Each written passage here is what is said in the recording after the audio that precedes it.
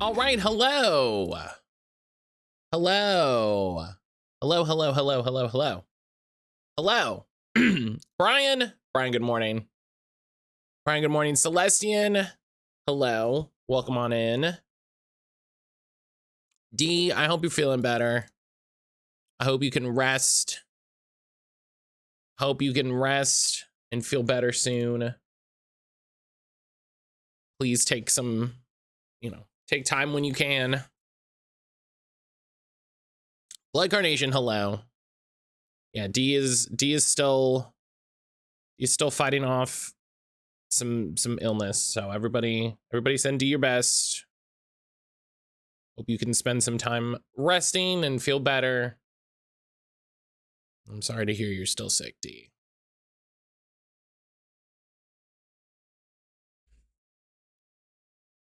How is everybody doing?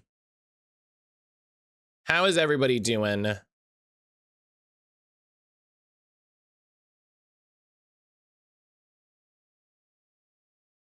Oh, I accidentally looked at Onyx screen for a second because I'm lurking on Ionic. Onyx playing Earthlock, which I think I have. Yeah. I was going to try to push through today. No, it's a recoup day. Good. Good.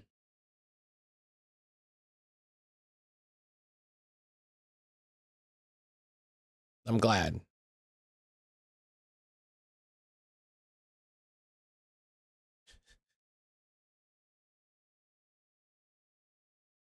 It's an I need tea morning? Hell yeah.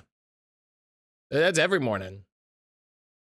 That's basic. That's every morning. What do you mean today is an I need tea morning? What's the normal days? What are the what are the normal days? Celestian.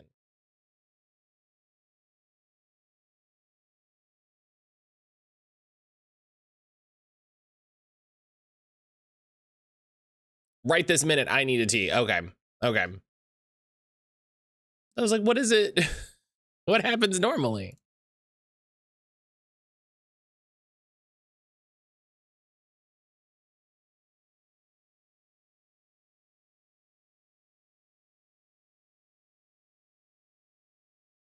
All right.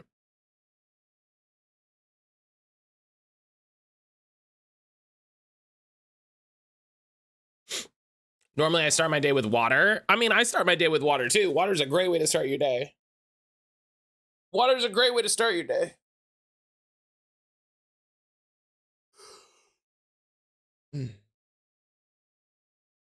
Water is the way to start your day.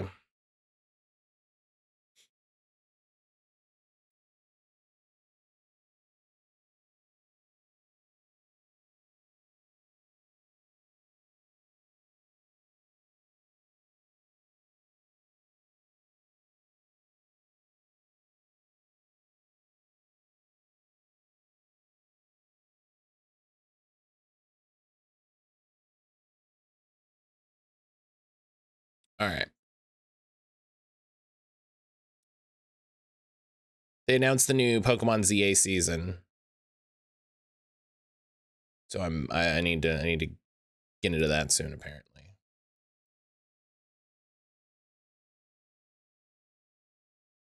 Need to get into that nonsense soon.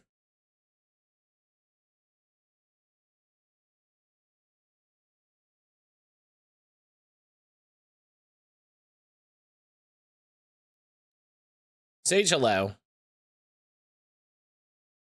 I would care if I'd actually beat ZA. Well, it's just for the Mega Stones. I'm literally doing it just for the Mega Stones. I don't care about anything. I don't care about anything else. They have not excited me to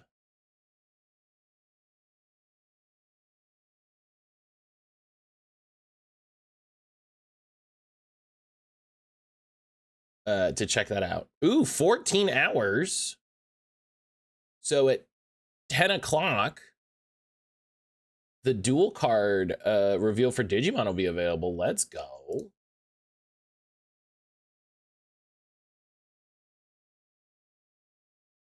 Let's go. Get some Digimon news. I'll stay up. Ooh, at 10 o'clock? 10 o'clock's not that late. Listen, I'll watch a thing at 10 o'clock. Whatever. What else am I gonna do? What else am I gonna do with my time? So today's very exciting. I got an email this morning. From Pantaloon, our friends over at Pantaloon. I'm gonna drop do the command here. So their game for January, which is very exciting. Is it a game for January? Or is it the game for February?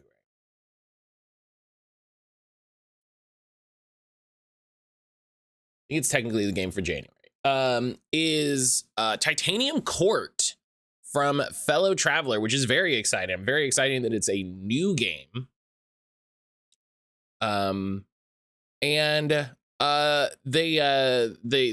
teased us with a little message a while ago, and then came through on the email. That ambassadors are getting an extra early look, an extra early demo. This demo is not publicly available. This demo is not available everywhere. So we're getting an extra early special look at the demo for this, which is really exciting. I have 2 keys to give away that I have to figure out how to do that. And then tomorrow, the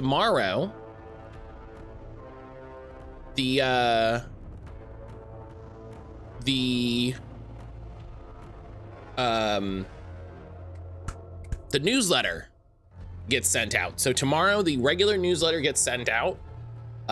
So if you're a regular Pantaloon subscriber, meaning you just get the newsletter, you'll get the regular newsletter, the Puzzle Trunk newsletter, which comes with the puzzle that you can solve, the big ARG style puzzle that you can solve to get yourself a key at the end of the month. And if you're a Primo subscriber, you'll just get that key at the end of the month. They'll just send it to you. So I've got 2 to give away today. We got to figure out how that works. Got to figure out how we want to do that.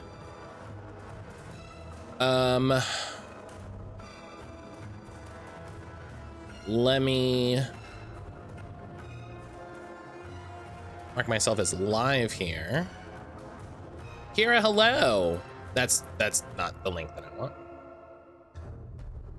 Kira, hello. Excuse me. Oh my God.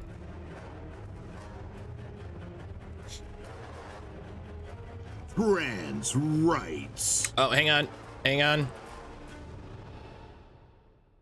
Oh, I fucked it up. Hang on. Trans rights. Fuck yeah.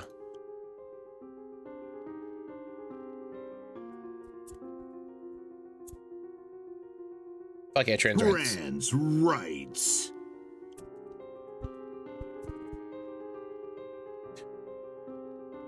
I'm fussing with Blue Sky. No one look. Trans rights.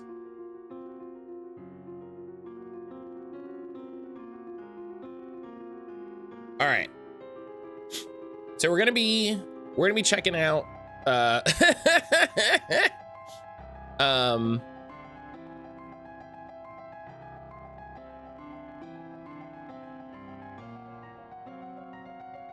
So we're gonna be checking out Titanium Court. I'll stop now, or will I? Or will I? Pondering the knife. So we're gonna check out Titanium Court, which is very exciting. Trans rights. I don't know. Oh God. I don't know. Fuck yeah, trans rights. I don't know anything about this game. I don't really know what's going on. A lot of people were excited about it because it's up for 4 IGF awards. and it's being published by Fellow Traveler. And you know that at a certain point, you just got to accept the people that know and accept their opinion. You know, I saw a lot of people on Blue Sky being excited for this, and I was like, oh, cool. Last one for now, I swear. It's fine. It's fine. So we're gonna check this out. We're gonna see how it goes. I'm gonna figure out how to do the giveaway. I know there's like more than a couple giveaway bots, but I wish there was one built into Firebot. That would be nice. That would be nice. I think this is mouse and keyboard. Oh, full controller support. Great.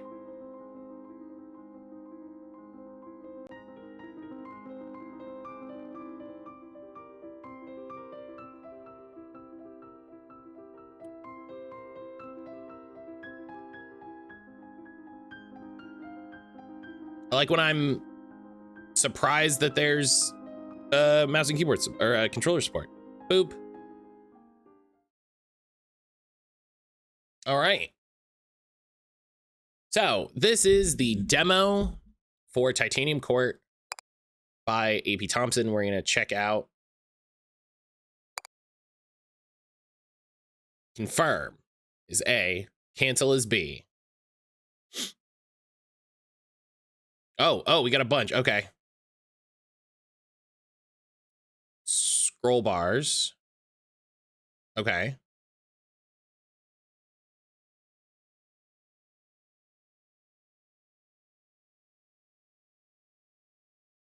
Okay. We'll figure it out. We'll figure it out.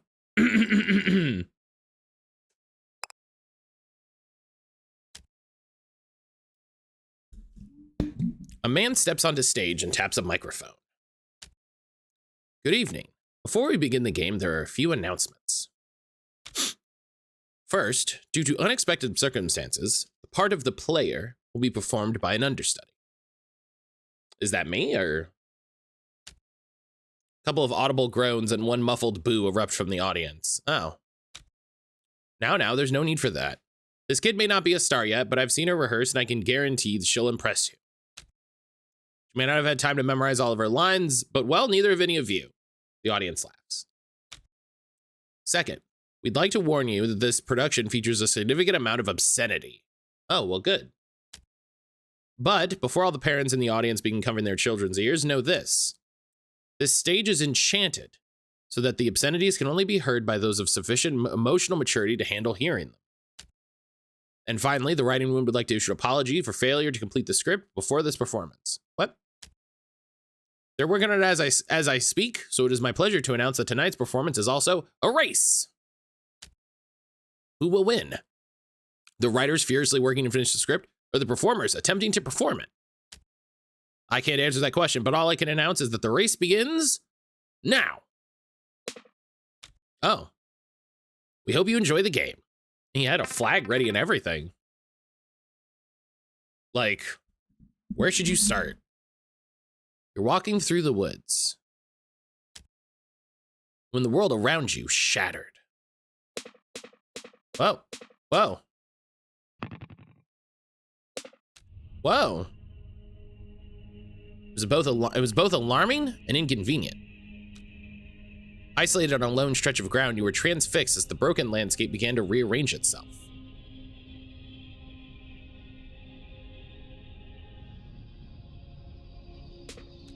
Oh my god, it's a match game. There's no one around you and your phone is dead. Your eyes followed trees and hills collapsing in lines of 3, as if the forest you knew were a knot becoming carefully untangled. This is interesting.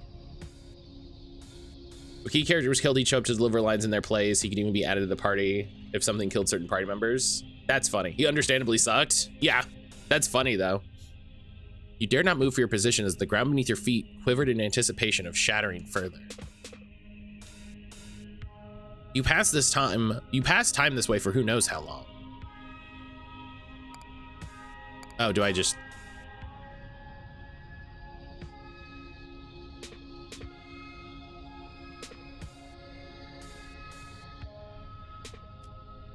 Until the court slid into view.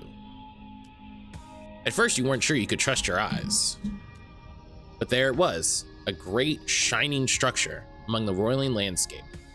Something stable and enclosed. A shelter. You kept your eyes on it, hoping it would draw close enough that you might peer inside its windows. Okay, so now I need to...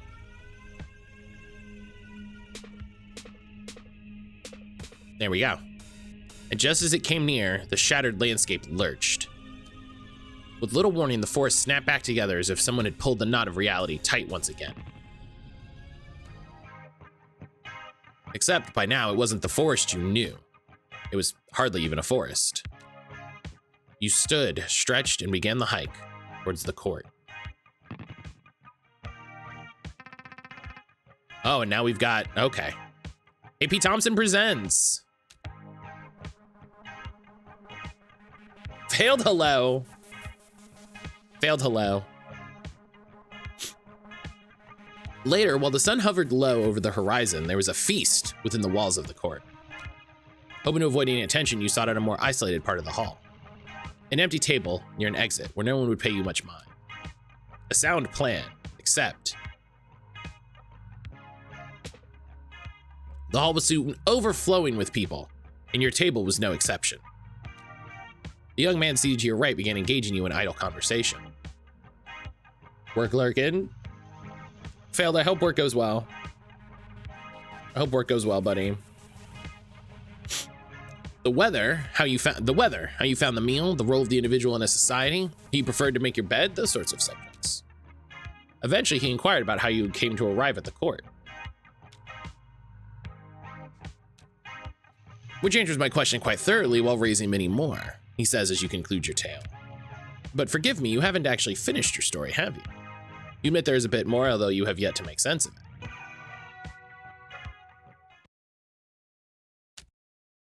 People within the court were earnest, but odd. After your arrival, you attempted to get some answers about your whereabouts and the strange circumstances outside. Except, they spoke mostly in riddles and nonsense, didn't they? They did.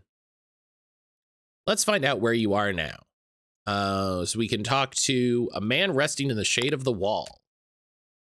Said the man, "Whoa, pal, before you ask any more questions, you gotta know my deal." My deal is that I can only answer questions you haven't asked. So as to where you are, no can do. Sorry, can't tell you. But what are we doing? Oh man, we're a court of fairies on a quest to find our missing queen. He looked at both sides and said, "So let me know if you see her, just don't ask me where she is." Next, now hold on, are you seriously going to tell me about every individual conversation you had in excruciating detail? Yeah. Yes, you are, because if he lets you proceed uninterrupted, he'll learn that many of these people played a part in what happened next. Fine, fine. This is funny, a memory. A woman in her helmet doing her taxes at a picnic table. Said the woman, "I would love to tell you where we are, friend, but I haven't even figured out where we aren't." She gestured at a stack of maps on the table behind her. "We're not in any of those places. Or at least we weren't. Who knows if that's true now that the tide has come in." You attempted another tactic, hoping to glean some information. Perhaps she could at least tell you the name of this place. Oh, we just call it the court. Its full name is the Court of... I forget. Something like the Court of Aluminum, but it begins with a T. The Court of Tungsten? I don't know. Anyway, I'm new here and I'm bad with names, but I can at least give you mine. I'm Robin.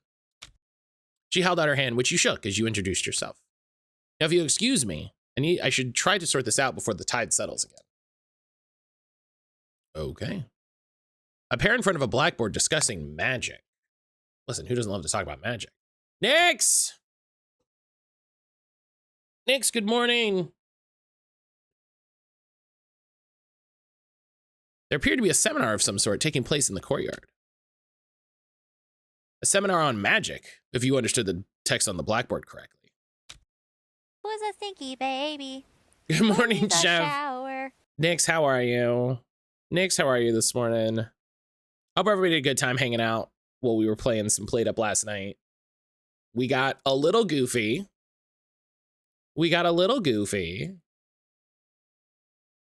Sleepy. When did y'all, I mean, you know, should have gone to bed.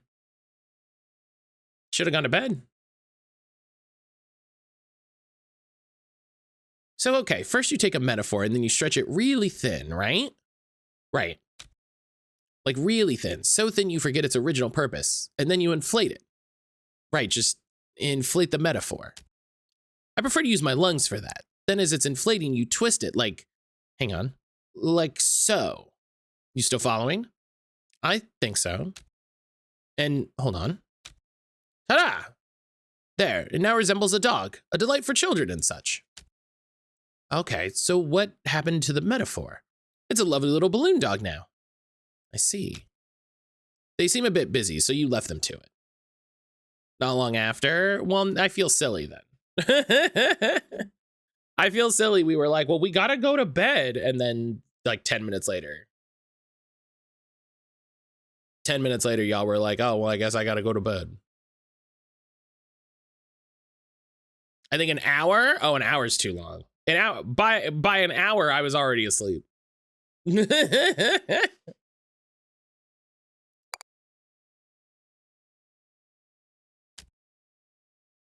Said the small cat, meow. Ah, your questions are numerous but inconsequential, for they miss the current crisis. Meow. What crisis? Why, the crisis wherein my dinner is late. Meow. It is so late, in fact, I am not certain the concept of dinner isn't something I invented in a fugue of hunger.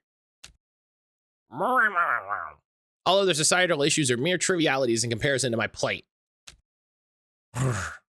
Pretty stranger, might you fill my bowl, thus ending this ravenous standoff? One behind you laughed. Oh, don't listen to him. He's been fed twice today already. Yeah, that's how it goes. What's it like to climb into bed and fall asleep when you want? I mean, it's not when I want. It's when it's bedtime. And I don't know, man. Like I said, it's part of the autism, I think. I just shut off. You know what I mean? What did the outside of the court look like from atop the walls? Finding no immediate answer inside the court, you moved to the top of the walls and looked outward. Perhaps there was something you could see from this vantage that would shed more light on your situation. To the contrary, conditions outside the walls were even stranger than they were at the time of your arrival. The rest of the shattered landscape had now melted away. The court stood alone amid a void. Oh, shit. But not for long. Like a rush of water, new surroundings begin to surround. Oh. Much of the topography was familiar. You could identify fields, water, woods, and hills. But there was something else to see. A menacing group of other courts were also part of the landscape.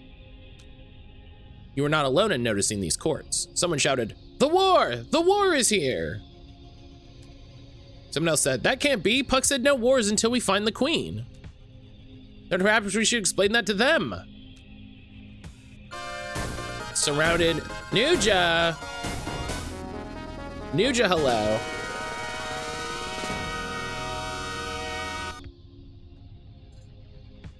It's great to be able to fall asleep at night.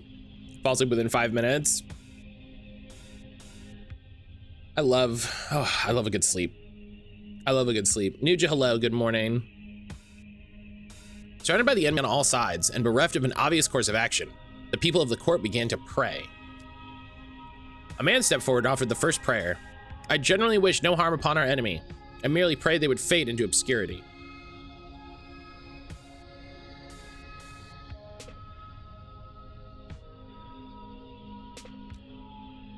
Whoa, I didn't expect that to work, but thanks. A woman named Robin offered the next prayer. My notes are quite clear on this. Prayer does not work. Our time is much better spent steering the court. Remember, the soldiers cannot cross water. We should try to take shelter behind a moat until the tide comes in.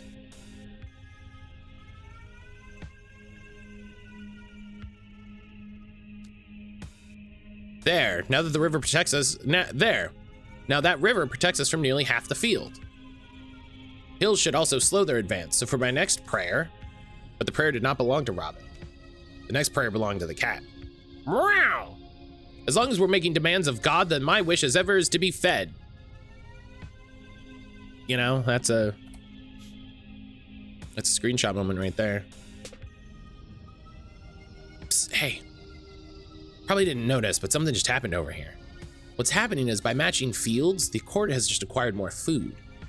Similarly, other parts of the battlefield can be matched to earn water, wood, or I'm guessing clay. None of those fairies in the court will tell you this. Their religion forbids them of acknowledging the existence of the user interface. But I'm a secular tooltip, I fear no god. I'll do my best to provide you this vital information. You're welcome. Yes, more of that, please.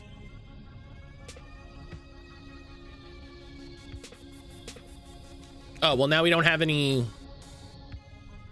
Robin then bemoaned the loss of the moat. We face even more of the enemy than before. Why must I bother? The scholars of the Blackboard chimed in. We'd have identified the most strategically sound location. This spot right here. If we steer over there carefully, we should be fine. Sitting pretty. But Robin interjected, stop, look at the clock. It's almost low tide. We only have time for one more move. Hello again. The clock in the time left Robin alludes to is in fact this unassuming progress bar at the edge of your vision. Much like life, every move you make shall deplete some of your remaining time. If we have only one prayer left, what should we suggest we ask for? We may as well pray for a miracle.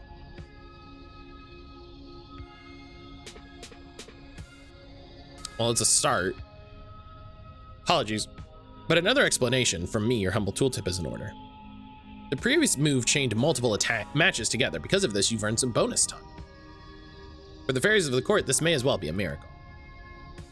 Is there any chance you could do that again, whatever that was? But there's no such chance. The next prayer would be the last one. Incidentally, the next prayer also belonged to you. Unsure of what any of this really meant, you imitated the people around you and made a pointless decision. Let's get this for.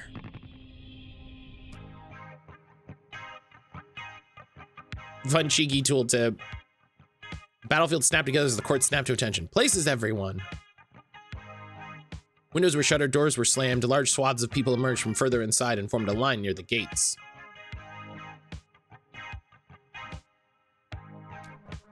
A tap on your shoulder, one of the scholars. We could use some help in the dressing room if you have a free hand. Along with the scholars introduced to you as Hop and Skip, you sorted through a large pile of costumes, props, and weapons. Check the tag on that, would you? Make sure I put it together properly. A farmer gathers food from fields. You handed the bundle of farmer's apparel to the first person in line. Unperturbed by the idea of harvesting wheat in the middle of a battle, they whistled as they marched out the front gate. Okay. Let's see if this one fits anybody. Soldier, offensive fairy, attacks enemy keeps. You handled a bundle of armor and weapons to the next person in line. She tested the weight of the weapon. I haven't received any training, so I'm just planning to hit anything that doesn't belong to us. After this minimal preparation, the scholars considered their work finished. I'd place our chances of survival somewhere near abysmal, but I'm afraid this is the best we can do. A small mercy, at least, that the queen isn't here to witness it. And so you waited with the others of the battle to commence. I must pass you one more time before I take my leave. Observe, this is an undo button. Use it to change your mind as many times as you wish before starting the battle. However, the official editorial position of this tooltip is that you are liable to lose no matter how many times you change your mind presently. When you are ready to lose, press the play button to proceed to the next battle. I will leave you in peace. But, should you ever desire the company of your loyal tooltip, all you need to do is press and hold RB over any button or tile, and I will do my best to explain it to you. Yeah, it's gonna go bad, so.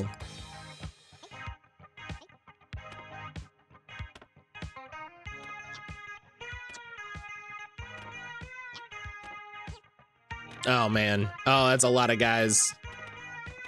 Oh, and our. Okay.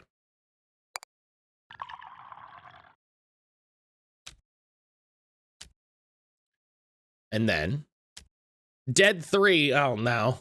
Sometime later, as the sun hovered low over the horizon, there was a feast within the walls of the court. The man to your right is beside himself with laughter. Okay, so our court, caught off guard by a sudden war, stumbled behind enemy lines, made a token attempt at resistance, and was summarily toppled. Do I have that right? It does appear to be an accurate summary. Well, then I'm certainly glad I slept through that. As you look at your surroundings, a switch flips in your mind. Your own story makes little sense now that you think on it. How did you... Your companion pats your arm. Don't worry about it. Barcourt couldn't understand physical destruction. It wouldn't last 5 minutes within the pull of the tide. But enough of that, it's about time I made some introductions. As you've narrowly avoided learning, this place is called Titanium Court.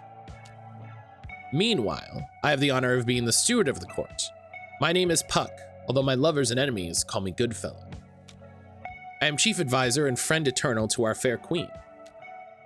As fancy as it sounds, in practice it means he's unemployed. One of the scholars, the man named Hop, has approached your table. He appears to have a drink or two, or 4. He pulls up a seat between the two of you and assumes a jovial posture. Guess the queen stood us up, eh, good fellow? Lucky for her, I'd say. I'd skip town too if I knew what a sorry showing the court would make. But on the plus side, we can continue draining her wine cellar. Now, are you gonna help me with that, good fellow, or are you just going to stare at me? I don't mind either way. Puck, staring at the scholar, mouth agape, slowly inhales and pinches his nose. What fools these. How drunk are you, Hop? The queen is right here. I've been speaking to her for the entire feast. An excited hush falls over the entire hall. Hop blinks, looks at you, looks at Puck, turns bright red.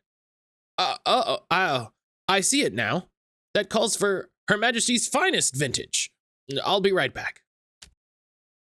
As Hop makes a quick exit, you look steadily at Puck and shake your head. There's no use denying it now, not after the tale you told me. If you'd like more proof, just take a look at where you're seated. You slowly take in your surroundings. Oh, oops. Puck smiles. Now, if I may conclude my introductions, let me introduce the court to your majesty, and likewise. He stands up and addresses the entire hall as he says, long absent, the Queen of Titanium Court, always a stranger, has arrived. Cheers erupt, and dessert is served. Slight of a coincidence, I was just recommending Mortal Follies as a good read to Jenna the other day. And it is as well narrated by one Robin Goodfellow. Oh, that sounds nice. Mortal Follies, I've not heard of that book.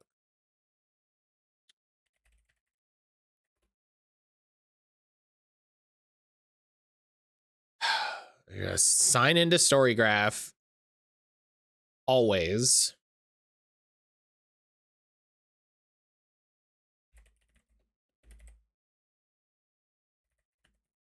No. I can spell. I can spell. Don't worry about it.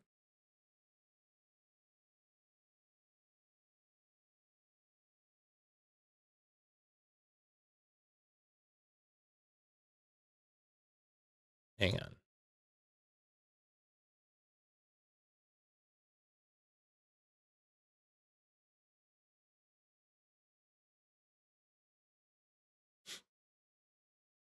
All right.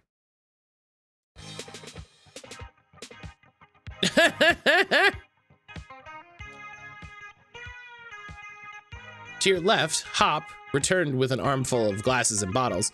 And about time, too. Goodfellow, did you tell her about the war yet?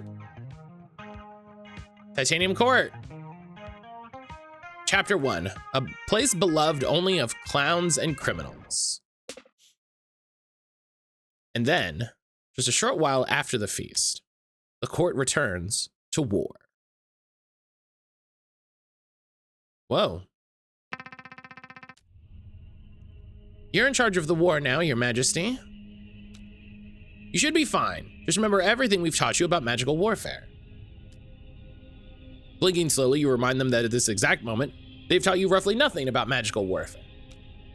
Ah, good, she remembers quite clearly. When the field is broken, arrange it to your advantage.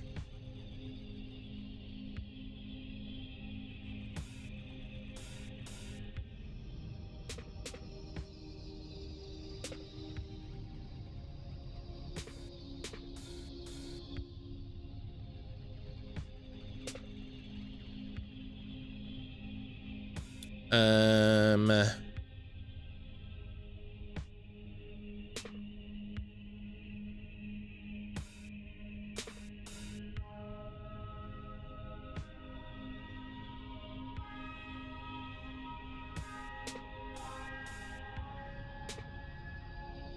Try to clear out.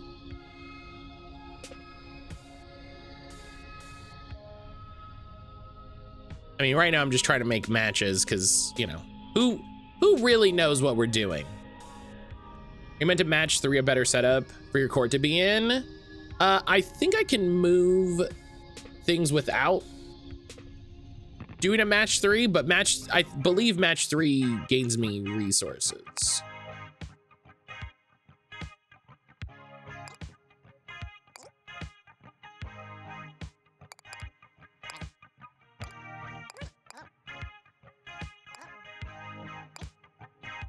I mean, let's just get all of them and then we'll see how it goes.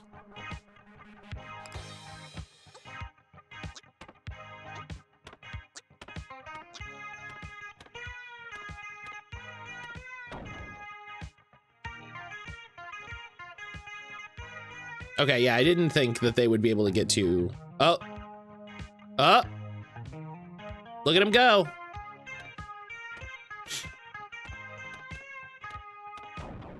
Hell yeah.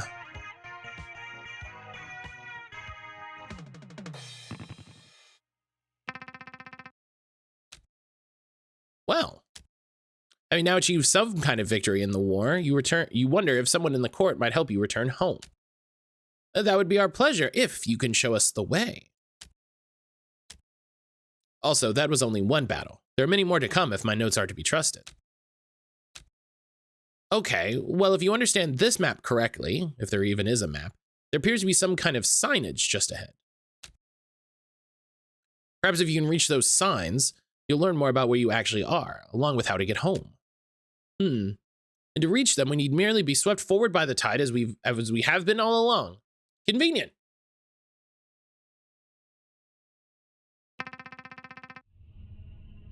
Okay. What do we think? Storage unit. Well, we got to get near the storage unit, right?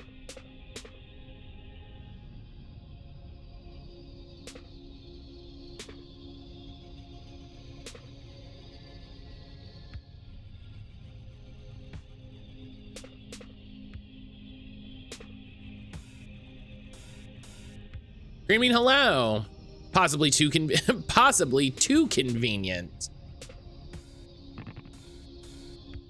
Nyx, welcome back.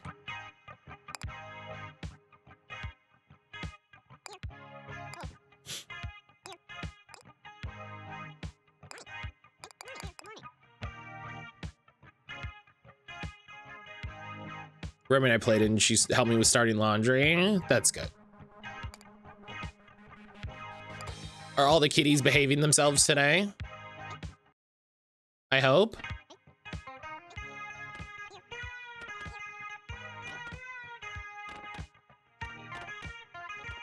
Eh.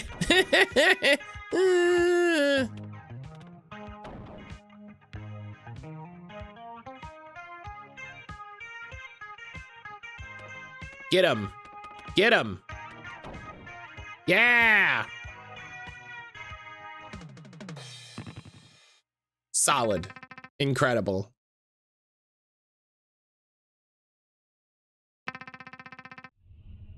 Okay, I guess the storage unit doesn't do anything.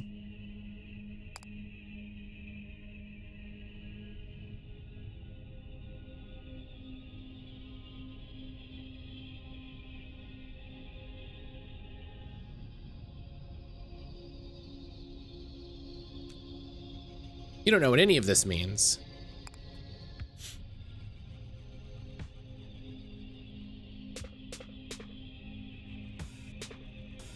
You're right, I don't.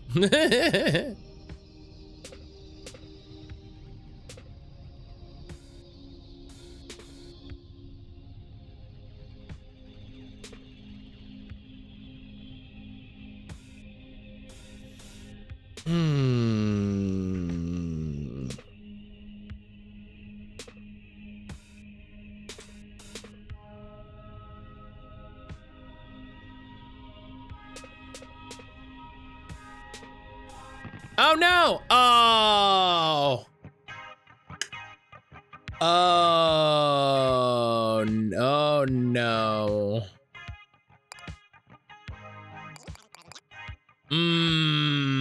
That's probably not enough. I was trying, see what I was trying to do.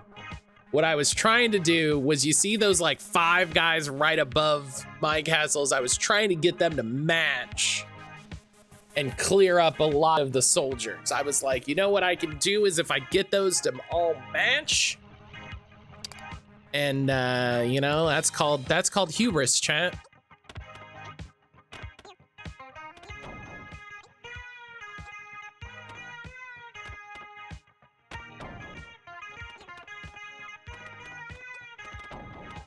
My hubris. Oh, well, we got one of them. Okay, hang on. My hubris. Okay.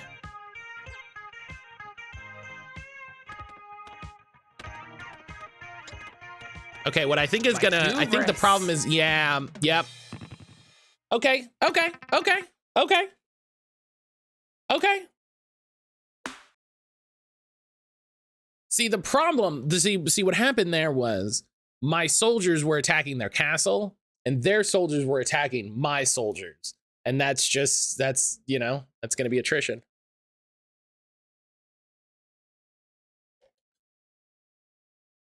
A menacing birdcage suddenly appears in front of the court. Your Majesty, I have notes on this foe. Let me know if you'd like to see them. Robin has notes on how the birdcage behaves.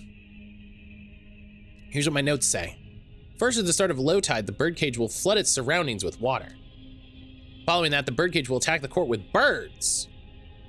That sucks. Finding it may prove tricky. If it's always surrounded by water, the court soldiers will be unable to reach it. You agree, and wonder if there's another approach the court could take. I think I have to be next to it.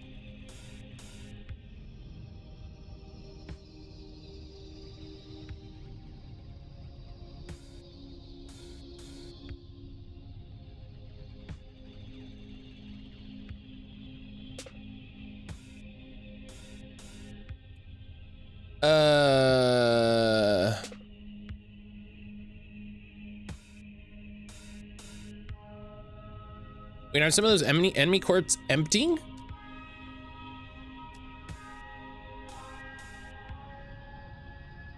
Yes, you can assume that. When you see enemy soldiers, you can see when enemy soldiers attack the court over here on the timeline.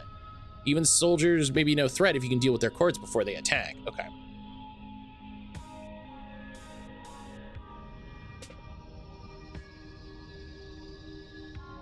Ah, and it shows you on the timeline. That's good.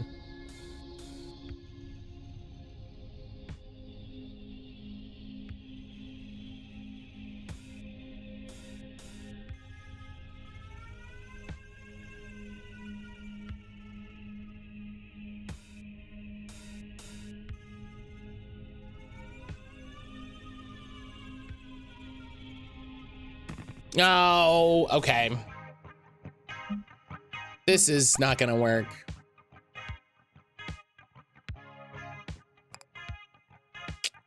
Oh, I don't have any wood. Oh, man, what am I supposed to do here?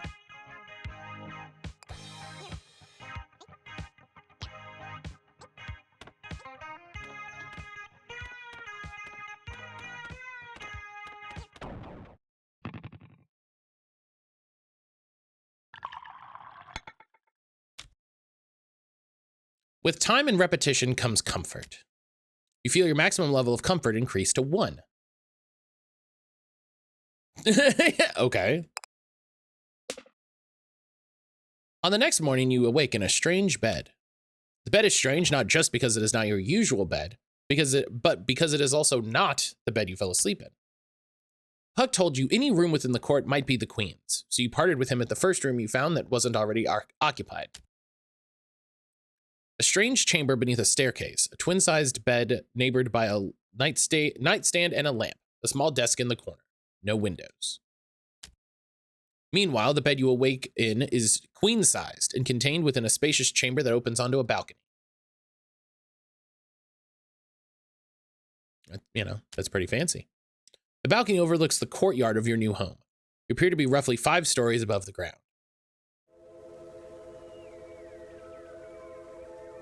Yeah, take stock of what's going on. You look over the scant possessions that were on your person when you arrived at the court. Everything appears to be where you left it, with one irritating exception. Sometime between your arrival and now, you've misplaced your keys. In a way, you suppose you also managed to misplace the locks the keys were intended for. A mystery admittedly of much greater concern to you than the missing keys.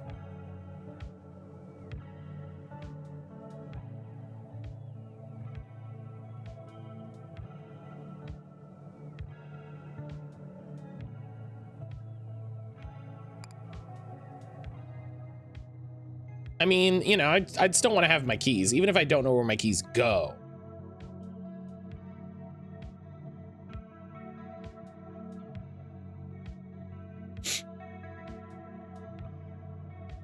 Bench. Someone left their chair outside. That's very funny. Wait, there's the man named Puck. The man named Puck is just across the courtyard. Perfect, you have so many things you wish to ask him. Yet as you draw near, he quickly exits the scene. You might be imagining it, but he appeared to retreat the moment he saw your approach. Let's go check out the dining hall. In the light of day, the feasting hall more closely resembles a common dining area. You collect some breakfast from a buffet, then seek a table. You prefer to sit somewhere out of the way near an exit, ideally hidden. You sit in the most nondescript location you can find, a corner next to a trash bin. Before you've finished a bite, a whole host of fairy courtiers arrive with their meals and sit with you. They make idle conversation and a few honest attempts at answering your myriad of questions, none of them successful. As you complete your meal, you idly note your table is now the most lively and boisterous table within the hall. You also note, idly, that despite his assurances that he would answer all your questions, the man called Puck remains nowhere to be seen. As a result of eating breakfast, you get a small bonus. You get 10 food. Hell yeah. Eat breakfast. Eat breakfast. Look at that. Look at that. AP agrees with me. AP agrees with me and put it into the fiction of the game. It's important. It's important to start your day. You wake up. You try to figure out where you lost your keys. You try to chase down the man who won't answer your questions. And then you have some breakfast. Put it on the board.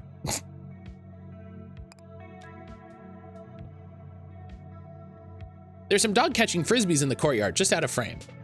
Whoa. Hell yeah. Hell yeah. Neat. Sick. I promise I forced myself to eat 2 breakfasts this morning and have the energies to fight off germs. Good. Good. You need to have some amount of food. You need to have some amount of food.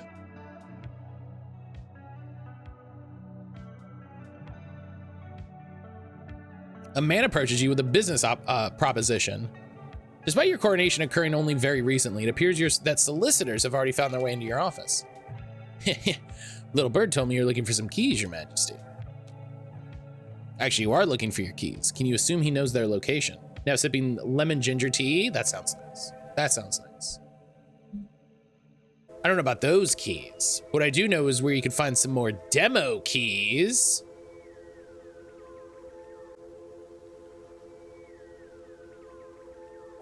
I'm gonna leave this on screen for a minute.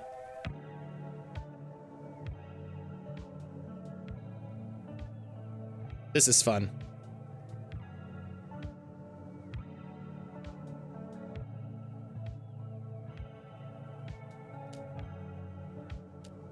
Demo keys. That's right, very hot commodity, very exclusive, very hush hush.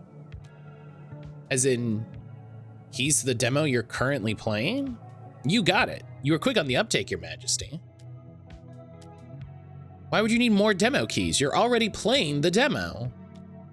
But are your friends playing it? What about your family? Your workplace? Your local Girl Scout troop? Think about it. You could start a whole movement here.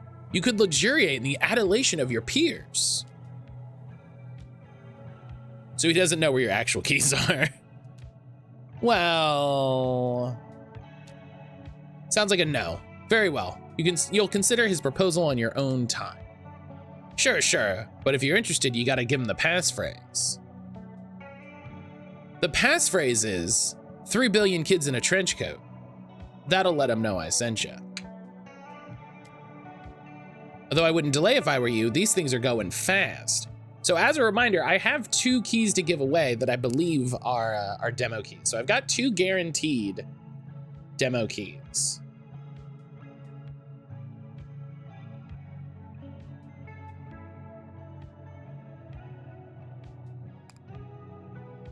And I guess after breakfast, the court goes to war, I guess. I just scanned that. Brian's excited, just like, oh, I did the thing you're not supposed to do. As you ready yourself a question. Your Majesty, is the intensity of the war to your liking? If not, feel free to adjust the thermostat. Oh.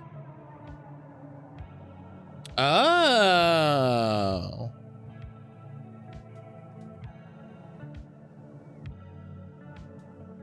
Start the war. Receive a small mirror that follows you from battle to battle. What does that mean?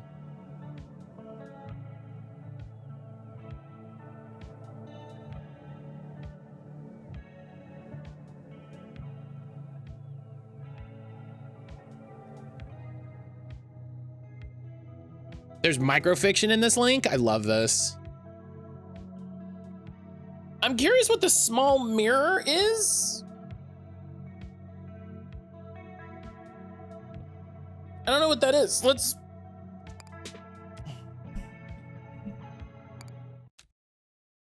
Despite falling short of them yesterday, you're confident you can reach those signs today. Very good. Your Majesty's loyalty to this approach is quite admirable. How steadfast. Now, as a reminder to everybody, because the thing popped up in the chat, reflects the first 3 units you produce each battle. Oh, that's sick. That's great. As a reminder to everybody, like I said, it just popped up in chat. I am a Pantaloon ambassador, which means I get the ability to check all this out and show all this off early. If you want to subscribe to Pantaloon, you can check out the free newsletter where they curate some of the weirdest, wackiest games on Steam to tell you all about them. And you can subscribe to Primo, which all that means is at the end of the month, you get the key that is a key for the game that's featured. But even if you are a free, even if you subscribe to the free newsletter, you will get the Puzzle Trunk email, which is going out tomorrow when we're recording this, where you can solve a puzzle. I actually want to do it this month. I forgot to do it that last month. I was way too busy. You can solve the Puzzle Trunk puzzle and get a key when those get sent out. But if you pay for the Primo subscription, they just send it to you and you don't have to worry about it. So definitely check it out. Definitely at least check out for the free tier. Using that link just lets them know that I told you about it. So, Your Majesty, look, there's a chest resting on that patch of land. We should be able to recover its contents as long as it remains in sight until low tide. Okay, so I don't want to match this.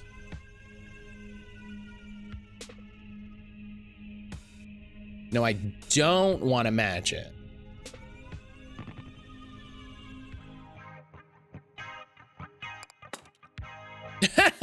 Little face was great.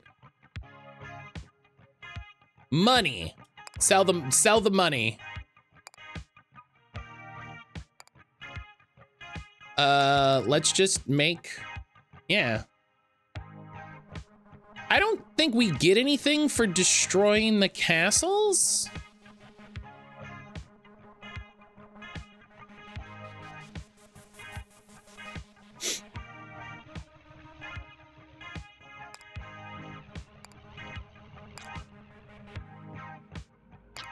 Let's make a couple and we'll see how it goes.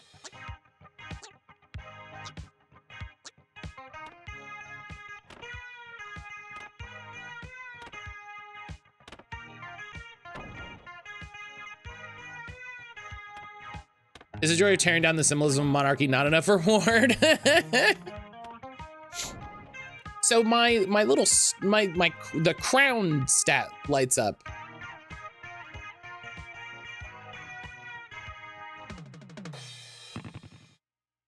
I wonder if maybe that can go up.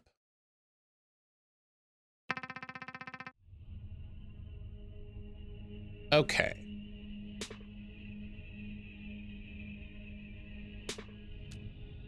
A tap on your shoulder. Robin points out a building in the distance. Your Majesty, that shop is neutral to this conflict. We should consider stocking up on supplies.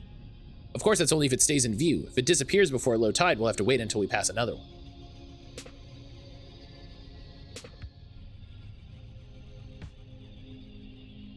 I mean, listen, who doesn't enjoy tearing down the, Before you can proceed, the voice, wait, what did I miss before?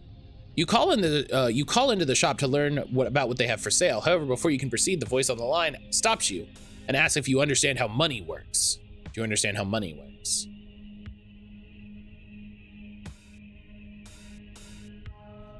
I mean, now that I'm asked, I'm not sure. Like, I think if you would just let me into the shop, I probably would have figured it out on my own. But now that you're like, do you understand how money works? I'm a little uncertain. Because now I'm wondering if I don't, maybe I don't understand how money works? Or maybe the way that money works here is different. I'm gonna say no. You thought you understood a lot of things before your world shattered, and now you might as well understand nothing. Whoa, I didn't need your life story, ma'am. I just gotta make sure you know where money comes from. Let me explain. First thing you gotta know is where money doesn't come from. You're probably used to getting stuff like materials randomly during high tide, right? Well, that's not gonna work for money. You gotta earn money by doing your job. You do have a job, right? I mean, I'm queen, they tell me, so I guess that's probably that. You don't think you have a job. Oh, come on, I have caller ID. I know you're a fancy fairy queen of fancy fairy court fighting a fancy fairy war. It's totally a job, have more confidence. So anyway, enemy queens usually earn money by defeating their enemy castles on the battlefield. Just knock down those castles and money will pop out. You can also get money by selling stuff, but doing your job is a surefire method. Now they've given you the talk, how about I tell you what we have for sale? Oh.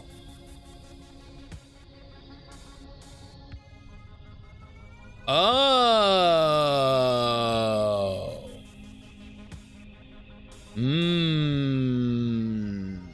Can I...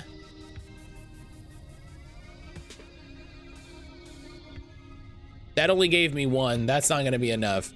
Okay.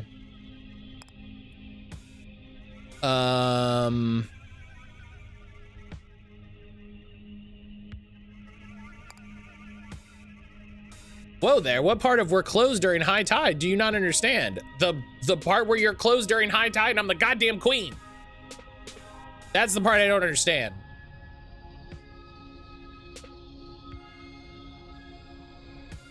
This game seems rad. Guess what, D? It is rad.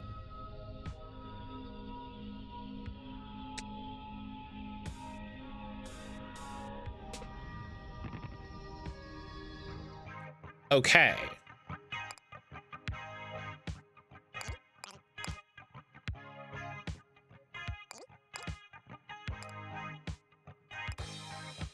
You're rad? You're rad, next.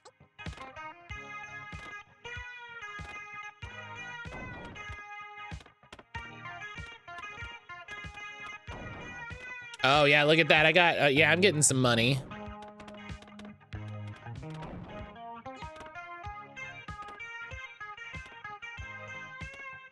Everybody abandoned homie there on the left, and that's fucked up.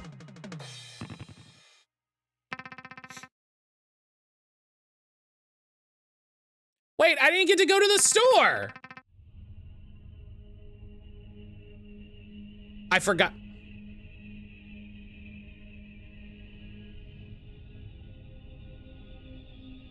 I forgot to go to the store.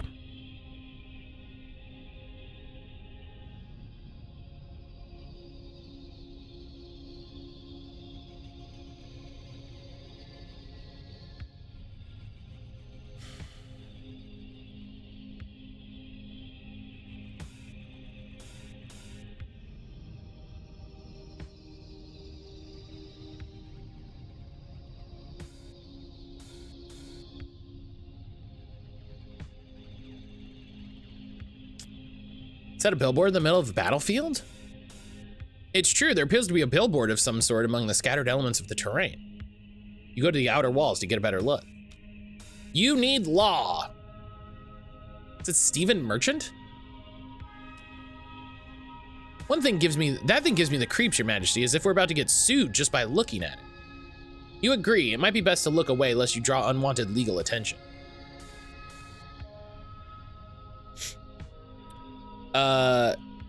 It closes out the level without getting an alert that there's unused special places on the battlefield. So I believe I'm supposed to use it before I send out units. So that's, you know, that's 100% on me, but also frustrating. Another structure wades into view in the distance. You suppose this is another, look, Your Majesty, a temple of market. Should you wish to pay your respects, it need only stay in view until low tide, correct? Correct, your brilliance continues to blind. Market forbids trading. You can ask their forecasters to predict the future.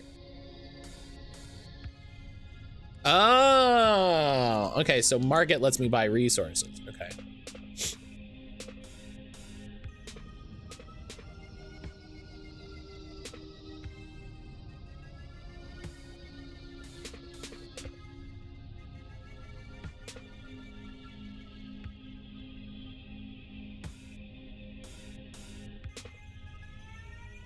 I really wish I hadn't fucked it up.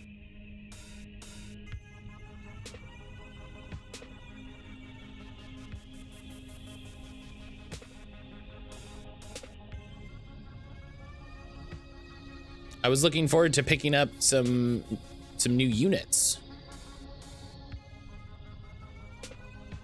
Matt, what does that mean in a game like this? Dog, your guess is as good as mine.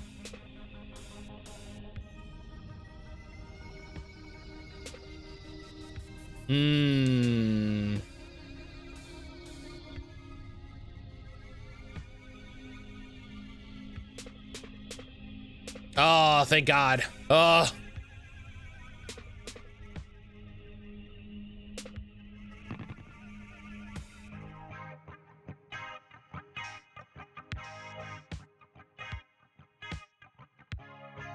Yeah, because now I can go to the market and buy stuff. I could also sell if I wanted, which is interesting.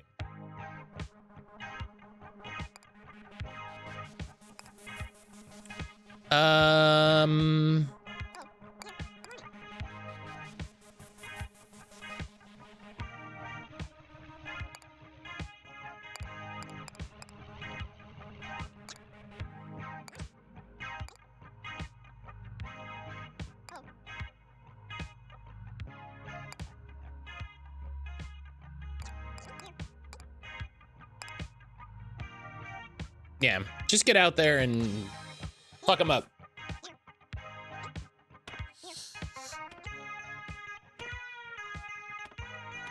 Go wage war in my name.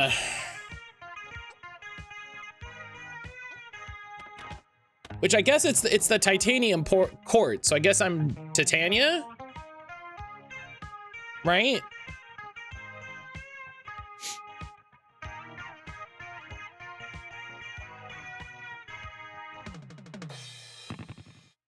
One would assume, yeah. It's like, hey, see, this seems reasonable. And now the court finds itself surrounded by catapults. Oh. To be perfectly precise, those would be trebuchets. Given that trebuchets are a subcategory of a catapult, you don't see any reason why you can't just call them catapults. Very well, my queen, I retreat in the face of your overflowing wisdom. Thanks. So, what does that mean?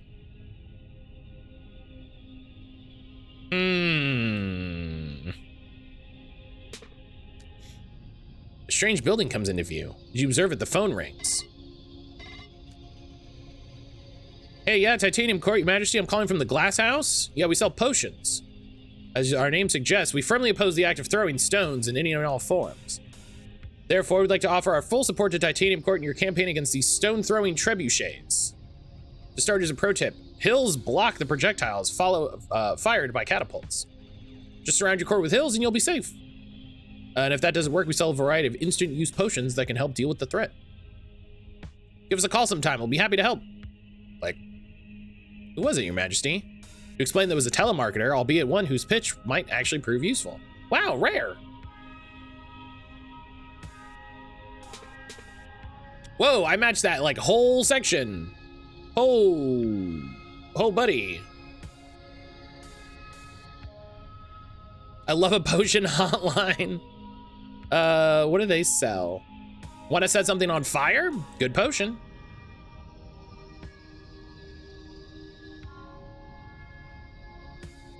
Okay. So,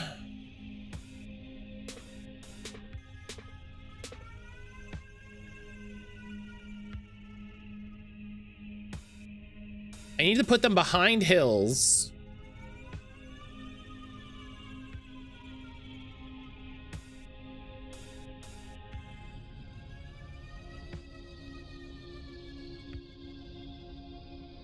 Okay, that one will miss. This one will hit me. Which makes me upset.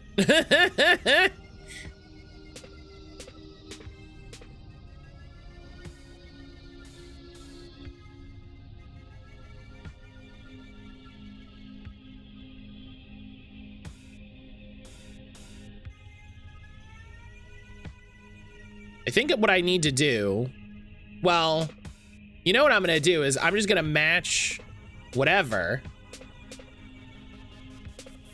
And then I'll buy a potion. Lamari, hello.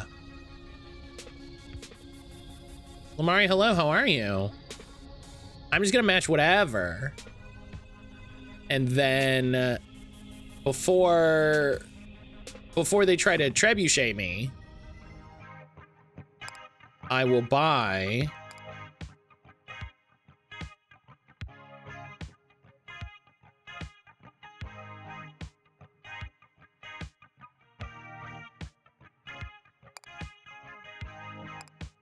I missed my pony.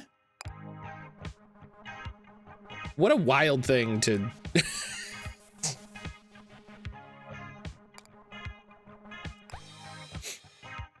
what a wild thing to have said about you and feel positive about. No, I thought it was blocked, but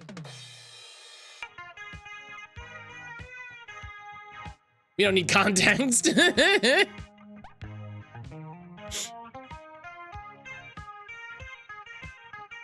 We don't need context. That's very funny.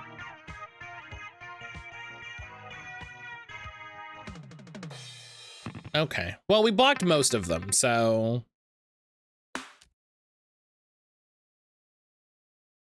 The catapults continue their assault, although you note they are significant. There are now slightly fewer of them hanging around. What do you mean?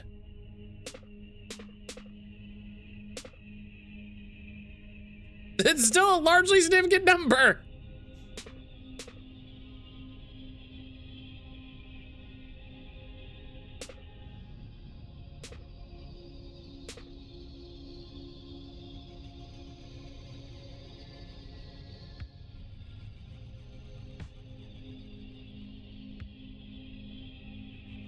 Okay, this one's somehow shooting from behind a rock, and I think that's fucked up. Okay, well, okay. Okay, hang on. Just put one here, and then put one here, and then that's great. No one can hit me. I want to do more games with those characters. I'm always excited to do more TTRPGs. So clearly we should bully Silver about it. See, this is when I wish I had those miners, because the miners could go out there and mine the rocks while all this is happening. Ugh. We should harass Silver. I love we had the exact same thought process.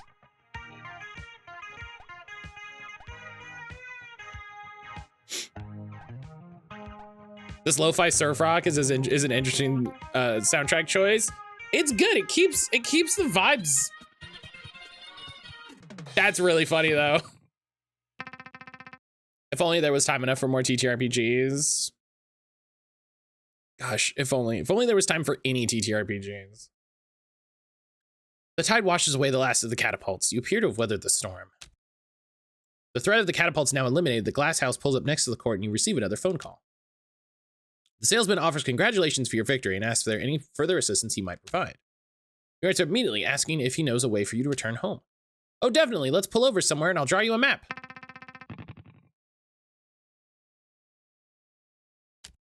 The salesman shows you the map and explains the directions. Okay, so you've seen this before, right? You have, but no one thus far has offered an explanation for any of it. You assumed it was some sort of map. Hey, it kind of is, but it changes every day. So I'd say it's really more of a weather report, which is a wild way to describe anything. But it's pretty simple. Each of these rows is a battle. Within a given row, each column is a battlefield. Do you follow? No, I was gonna say no. Yeah, you'll figure it out. But more importantly, did you know you can choose from 3 potential battlefields before every battle? No, you did not know that. Anyway, here's where you're at right now, smack in the middle of the war. To get home, you're first gonna have to make it to the end, which is right up here. Is that a dragon? Before or after the dragon? Okay, good. I'm not, I like when the game is right there with me. After, of course. But making it to the end isn't enough. After that, you'll need to make an exit. Make an exit. Given the abstract nature of movement throughout the tide, would he be willing to elaborate on that? Oh, yeah, it's confusing, right? These routes were conjured back in the 60s. Everyone was hopped up on Allegory or something.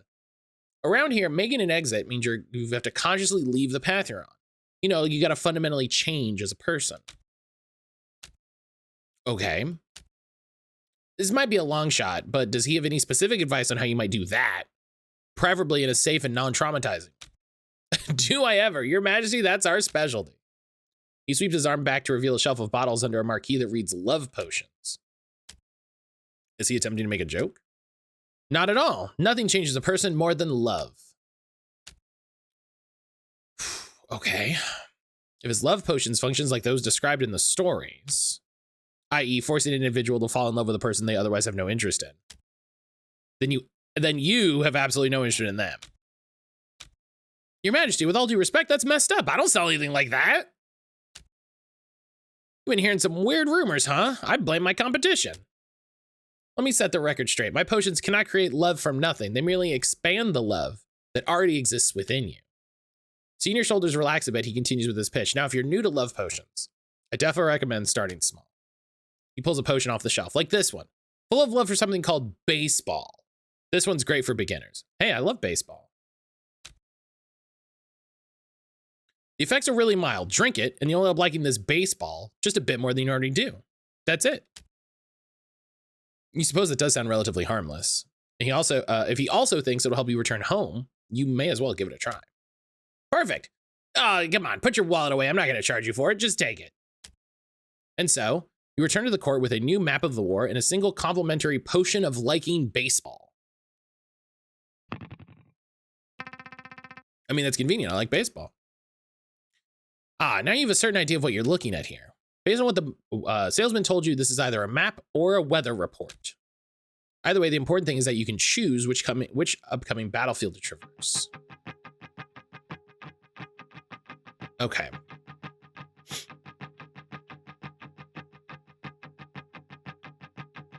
As a hospital, it also has a wormhole.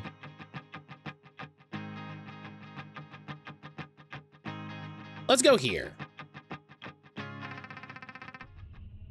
Oh, I take it back. This is bad. I take it back. This sucks.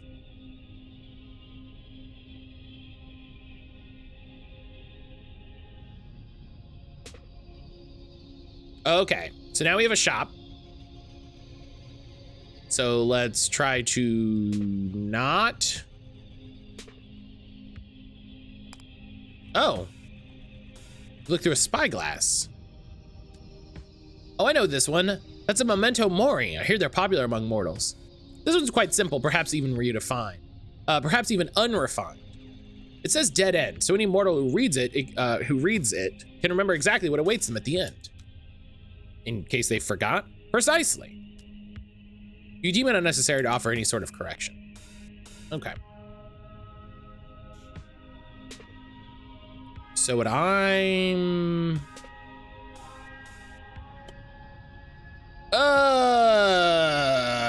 in trouble. Oh, birds. Centaur archers. Scamp.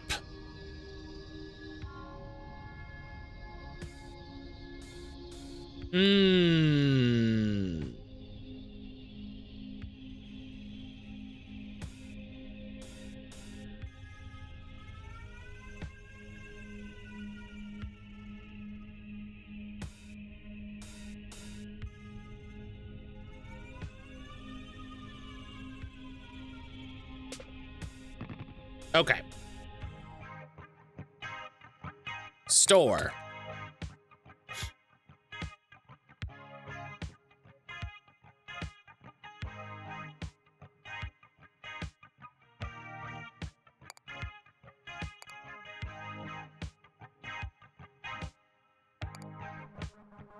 All right.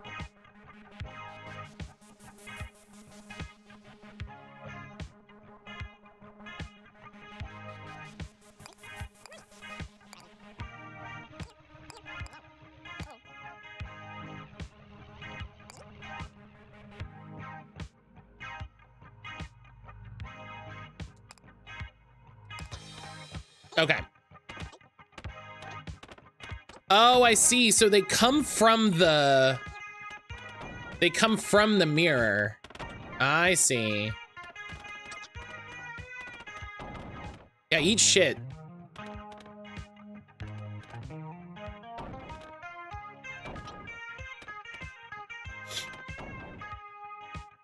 Boom. Eat it, nerds.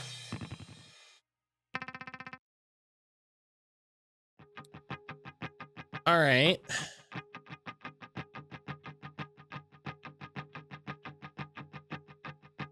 Rare chest. Let's go get some rare chests.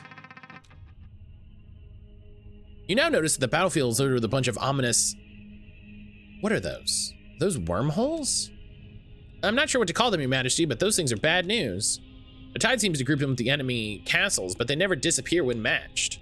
Instead, they appear to merge with their neighbors, retaining every soldier those neighbors possess. If prayer actually worked, I would pray we do not see them grow. They remain harmless as long as they're empty. Oh, so it... Okay.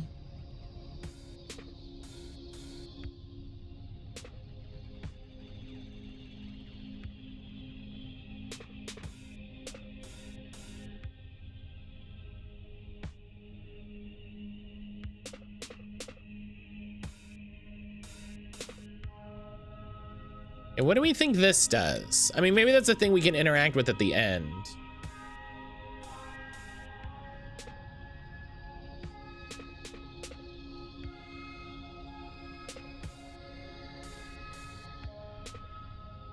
Oh, I see what happened.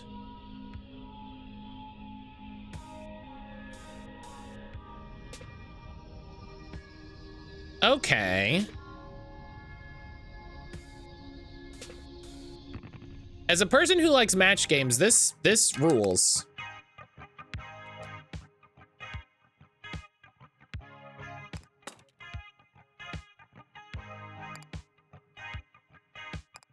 The storage unit is locked. Oh, do we have to find our keys?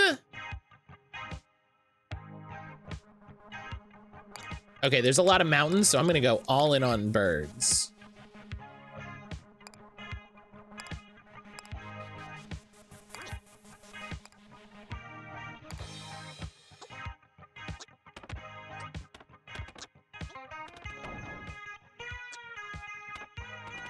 You shouldn't even be able to attack my birds. You're on the ground. You're land-based losers.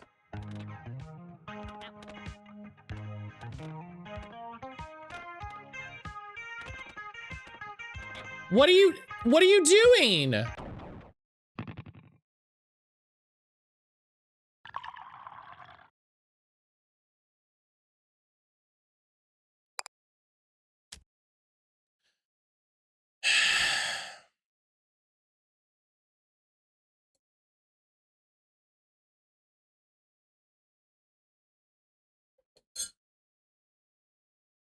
For a short period of time after the court wakes each morning, it drifts through the tide alone, free from its relentless obligations to the battlefield. You found this time useful for exploring your surroundings. Oh yeah, let's go get a shower, like Death Stranding. To your mild surprise, the chamber, nay, the whole bathroom attached to your chambers is, to put it diplomatically, a bit shabby. Unlike the rest of your chambers, those which choose to stretch and grow with the size of your station, the bathroom remains small and intimate. If you were feeling less charitable, you might refer to it as claustrophobic. Also, the room is clearly built into the underside of a staircase. Various thumps and falls from above the ceiling prove ample evidence that the staircase is well traveled. You aren't complaining. You consider it a miraculous blessing that a fairy court outfitted with trappings of medieval Europe would also have functional modern plumbing. Oh God, Misha has poo stuck to her butt. Oh no, Misha. I'll talk to y'all later. Oh, but good luck. Good luck, Negs. You turn on the water and test it with your hand. Despite the shower's appearance, the temperature is consistently warm and the water pressure is high. Just a completely normal, non-magical shower. Mediocre even. You suspect it'll be a good reminder of what your life was like prior to absconding with a cohort of fairies. As you step inside and close the sliding door, you quickly retract the previous statement. A high-pressure water, the subtle ringing noise produced by the shower head, the echoes of the footfalls from the ceiling, all of the above combine to create a cacophonous cocoon of sound and steam. If anything, this shower is perhaps the most magical object you've encountered in the court thus far. You let your mind drift for a while.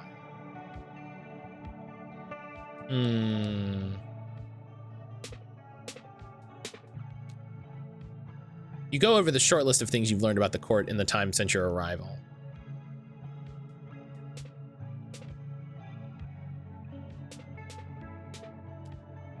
One, Titanium Court is a royal fairy court, a place bound by ancient magic to withstand the tide, whatever that is.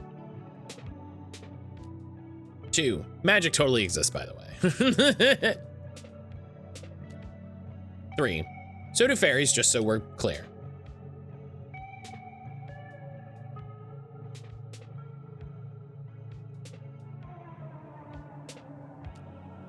4, you are, however, not a fairy. As a person who has lived a decidedly non-magical life up to this point, you are instead a mortal. 5, yet somehow your mortal status didn't disqualify you from being crowned queen of these fairies. In fact, so far as you can tell, nothing will disqualify you from this royal office, not even your opposition to holding it.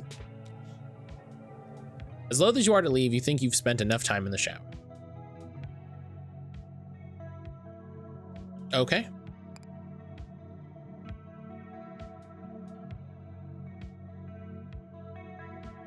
Let's look at a painting. How do you interpret this one? A fantasy of revenge. The subject is smashing his guitar, most probably out of seething hatred for rock and roll. I think you misunderstand. I've heard it said that the smashing represents his fervent passion for rockin'. But how can that be? With his guitar smash, surely he will find it difficult to participate in the day-to-day proceedings of rock and roll.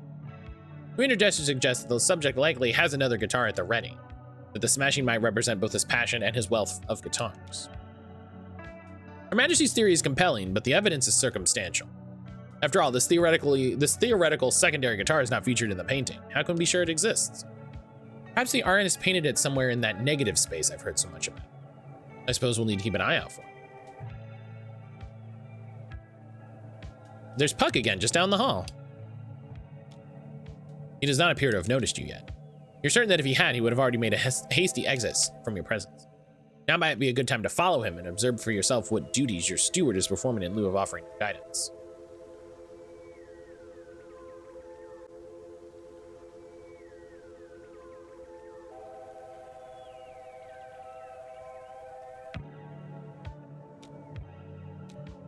Okay, this is getting a little tedious. Fortunately, you can press A and speed up the proceedings. Try it in battle, too.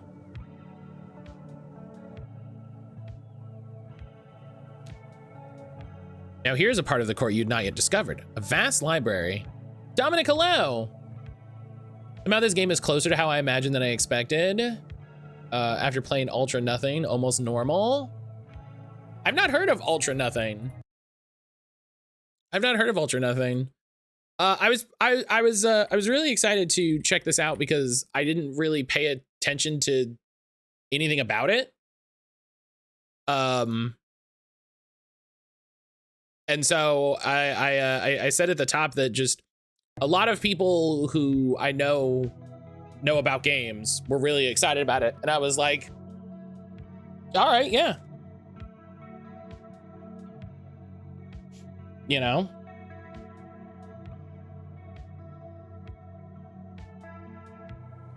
A vast library extends before you. Oh, he went in a secret door. Wait. Suddenly realized with some annoyance that while you were gaping at the scenery, Puck managed to slip out of your sight. Yeah, slip behind the bookcase. There was nothing to pay attention to, really. A lot of IGF people were talking about a mystery game they couldn't even name. Oh, yeah, there were IGF people talking about that. Oh, I didn't put that together. I didn't put that together. And then it popped up on Steam. Yeah, I saw that was happening and then I forgot. You inspect the bookcase you think Puck slipped behind. It doesn't budge as you attempt to remove it. You try removing a random selection of books from the shelves, but it also has no effect. The only confirmation is that this is the mystery game a lot of people loved. It's fair. This is likely a waste of time. You're not even sure this is the correct shelf. All right.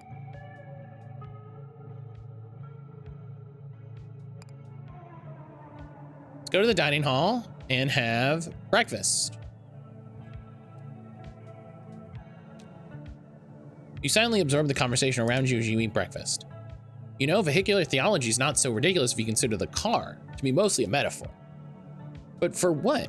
What could such an outlandish and inconsistent set of myths possibly be a metaphor for? Perhaps the psychological armor we construct around our true selves. All for the convenience of the soul to be greater, all for the conveyance of the soul to greater stages of enlightenment. It's not too hard to imagine. But aren't cars also allegedly beasts that devour naughty children that do not look both ways? Well, I never said it was a perfect metaphor. As a result of eating breakfast, you get a small bonus. Hell yeah. Always eat breakfast. We've got the potion. Yeah, we got the potion of liking baseball. You've yet to drink from the potion of liking baseball. One reason for that is your natural trepidation towards something that will, that you've been assured will change you. Another reason is the potion's instructions clearly state that for best results, you should leave the potion in direct sunlight until it bubbles. While it's been sitting in your office collecting sunlight from the office since you brought it back, it is yet to start bubbling, so you continue to wait. Okay, well, you know, that's fair.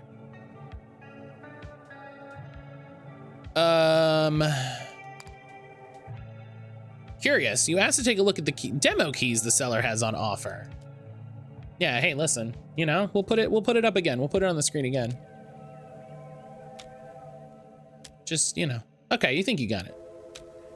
You remember the passphrase, right? What was it again? 3 billion kids in a trench coat. Tell them that and they should let you right in.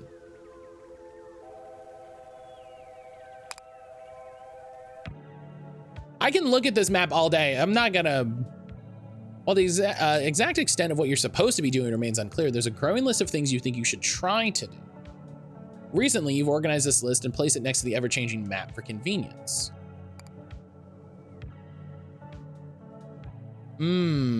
Achieve sufficient personal change so you can safely leave the court at night.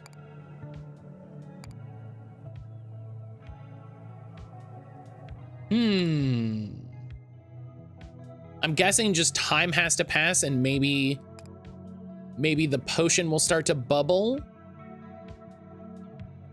Start with 2 thorns. That's pretty good. Start with extra money. Decrease shop prices. Start with extra money. Or the mirror. I really like the mirror. Let's do shop prices. Okay. What do we... I don't want to fight centaurs.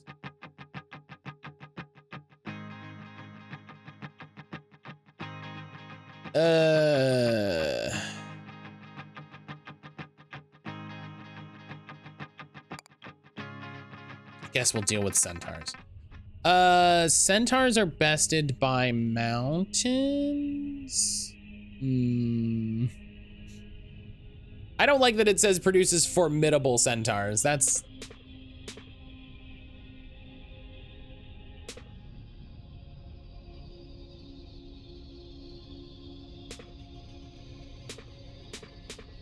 I think the part of this game that's so funny to me is that you can match 3 yourself into a bad time.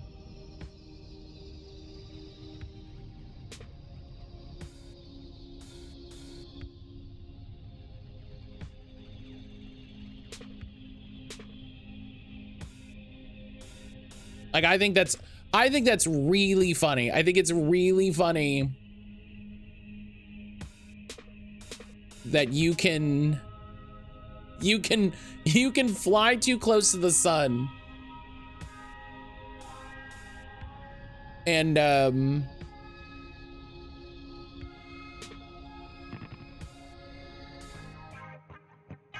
fuck yourself over. There's someone standing on that stump.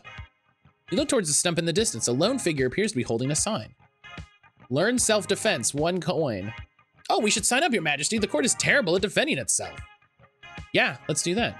Scan the QR code. It takes me to a page which asks for the password. Was it mentioned? Yes. Yeah.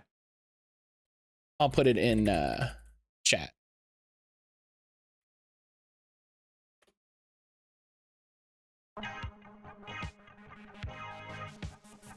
Pay 1 coin for a lesson on self-defense. Yes, absolutely. You suppose 1 coin isn't that much. You could spare it merely to satiate your own curiosity. You and your retinue gather around the stump, coin in hand. Step right up, we'll start in a moment. As it happens, you aren't the only student present for today's lesson.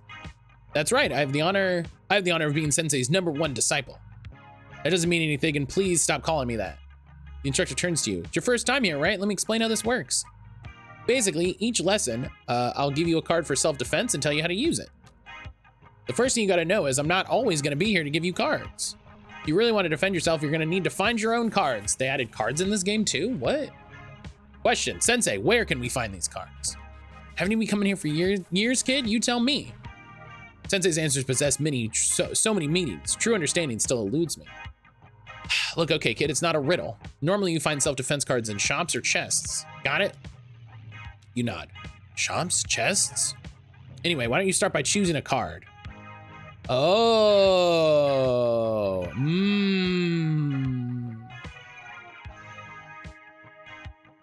Okay.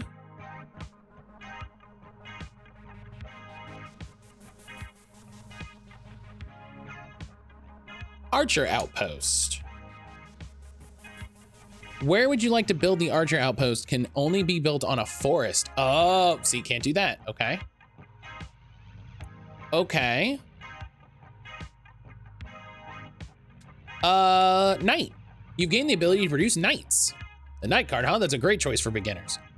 Knights are pretty similar to soldiers, but instead of wandering off to attack your enemy, they'll stick close to your court and defend it. Also, they're tough. One knight can easily defeat 2 or 3 soldiers without any help.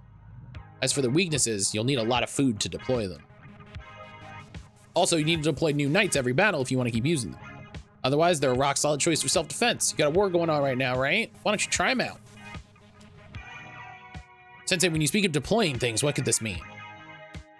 It means you need more training, kid. Fantastic.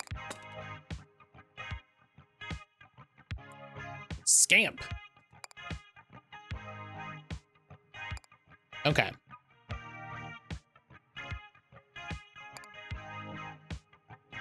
So we've only got a couple soldiers that are gonna come at us.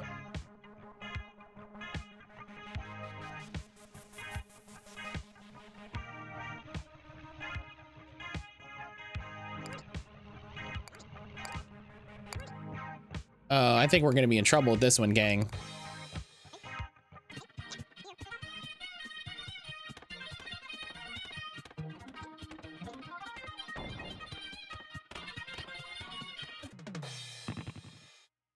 All right, hey, that went better than I thought. That went way better than I thought.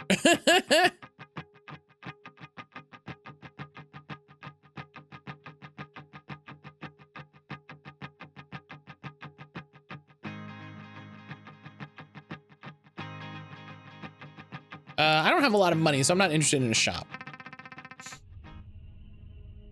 What is this? A rather large jar, already difficult enough to open at standard scale. It has 150 hit points? Excuse me?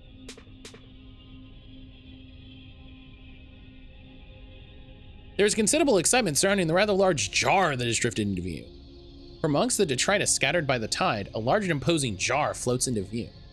Upon catching sight of it, Robin groans. Your Majesty, I advise you to steer the court away from that thing. But the other courtiers object. Nay, Robin, such advice is an error. We must steer closer to the jar should we ever hope to open it. Robin explains her reasoning. Every time we wage war in proximity to the jar, our soldiers neglect the battle and it's in favor of attempting to open it. But we're still making progress. Surely by now we've at least put a dent into it. Robin sighs. The decision is yours, Your Majesty. But if we must attack the jar, let's at least do so when the court is relatively safe. Huh. What do we think the jar does?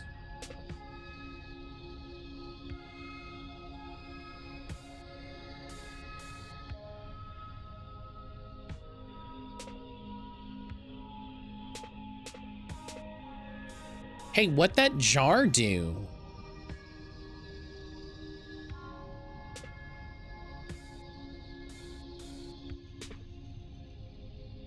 Ooh, there's a chest. Okay, let's not.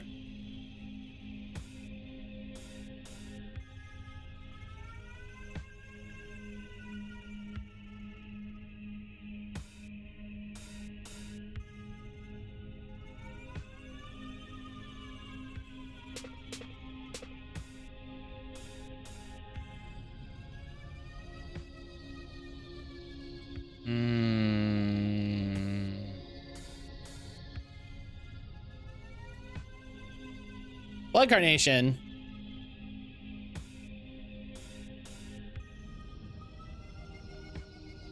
I got the job. Let's go. Hell yeah. Hell yeah.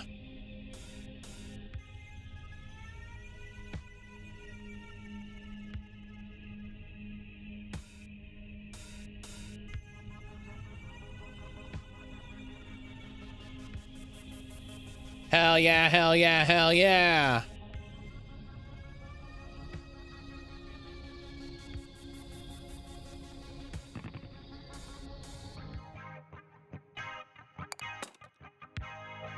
Money.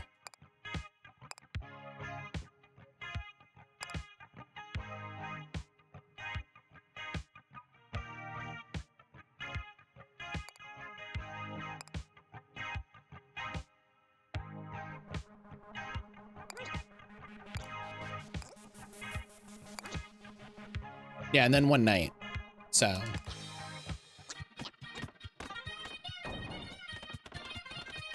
Oh, wow, they didn't do the thing that it said it was gonna do at all. Wow, okay, they didn't go attack the jar at all.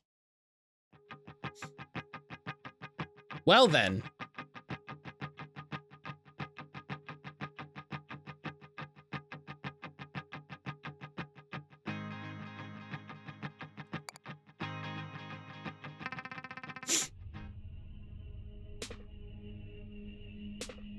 What is this? Pirate Cove.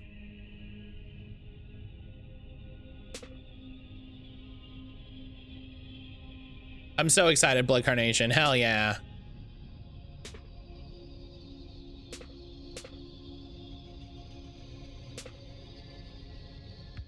Egg Zone.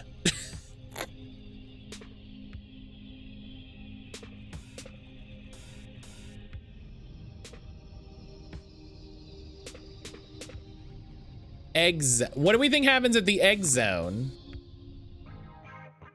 Oh. You receive a fascinating offer from the Egg Zone. Majesty, great to see you again. Still trying to get home? Anyways, do I have an offer for you?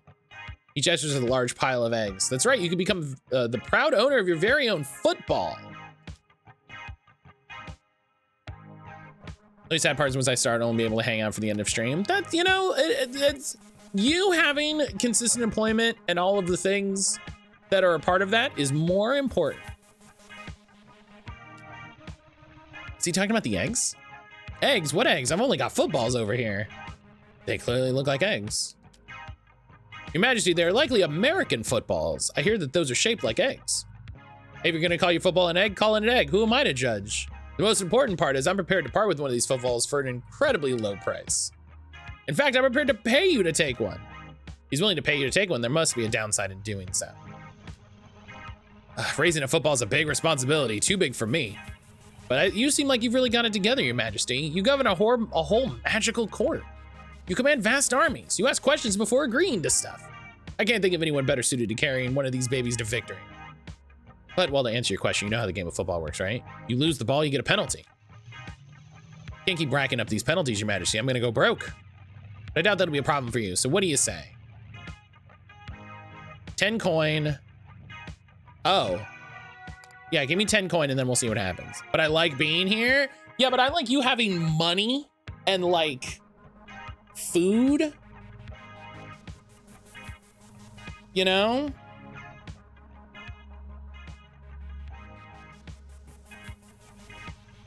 You collect the signing bonus along with the egg, thus assuming responsibility for shepherding it to victory.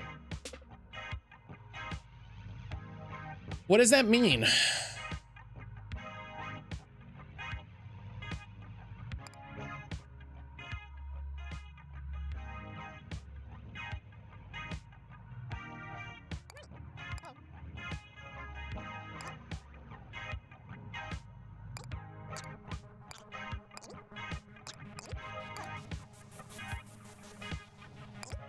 I have a lot of water, so I'm just gonna make farmers, cause like get out there.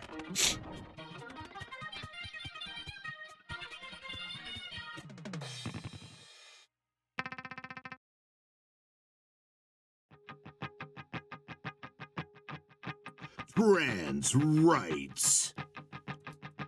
Fuck yeah, trans rights. Woods. All right, I got a glass house. There's a slightly different hill has made an appearance on the battlefield. You hate to ask, but those are definitely volcanoes, aren't they? Says Robin. Yes, Your Majesty. When those volcanoes erupt, their surroundings will take 8 hearts of damage and burst into flame. Hello again, a quick clarification is now necessary. When Robin says the volcano's surrounding takes damage, that includes diagonal neighbors. Also, you can see when the volcanoes will erupt over here on the timeline. Please note the volcanoes actually match with standard hills for some reason. With this life-saving information now imparted, I take my leave. Thank you, Tooltip-chan.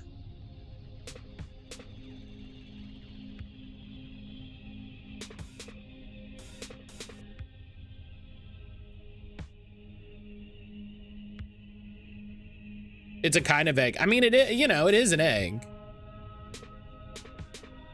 No! Oh. No! Oh my God, I did it again. Ugh, all my chests.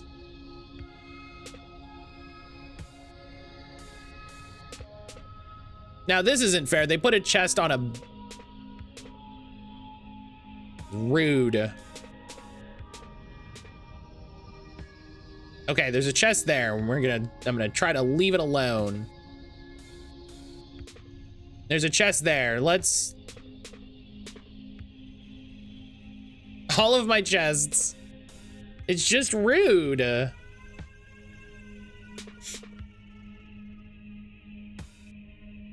I'm probably only gonna get one more match. Okay, that one's definitely gonna hit me. These are definitely gonna hit me. That's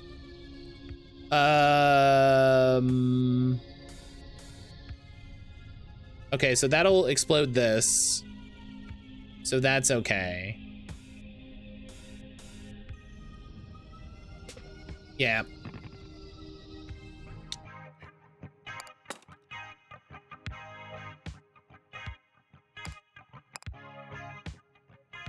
Okay.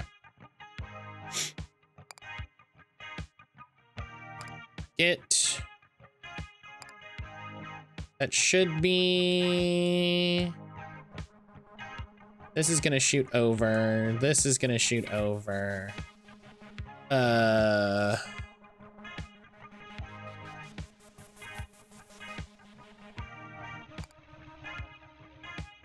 We'll make...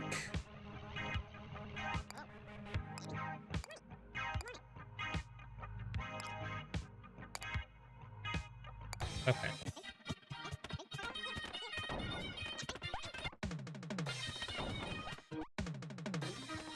Ow. Hell yeah. Solid. Solid. We take that. We take that.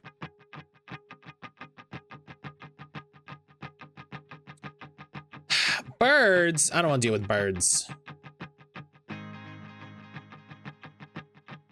I'll deal with birds here. Whoa, hey, whoa. Whoa, hey. I'll deal with birds. Ooh, yikes. Shoe, a tremendous sneaker housing a real estate office.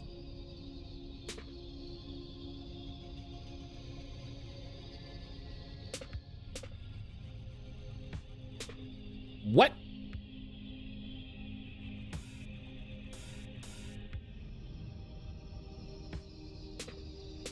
No! It's so rude that I can match and kill my shop. That's so... I'm in trouble, gang.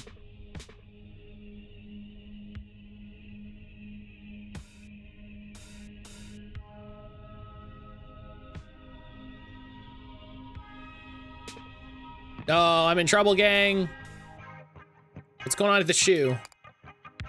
We may have expected the giant shoe to be someone's personal residence. It actually houses a real estate office. By purchasing real estate, you can lock individual tiles on the battlefield so they'll follow you to the next battle.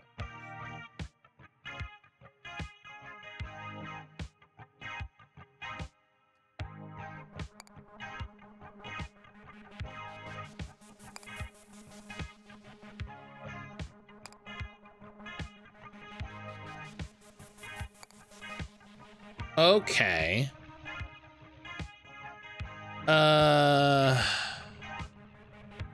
They better not attack that egg.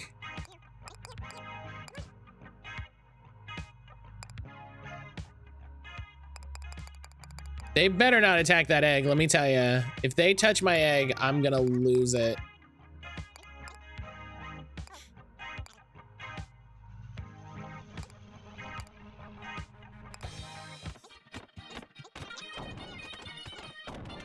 They're attacking the egg!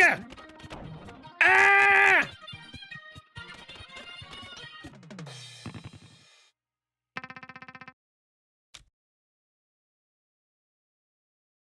Also, I apparently accidentally bought this little battle. As the dust from the battle settles, it soon becomes clear that your football did not survive the ordeal. Your courtiers, showing a surprising amount of coordination, organize a short memorial service for the demolished ball.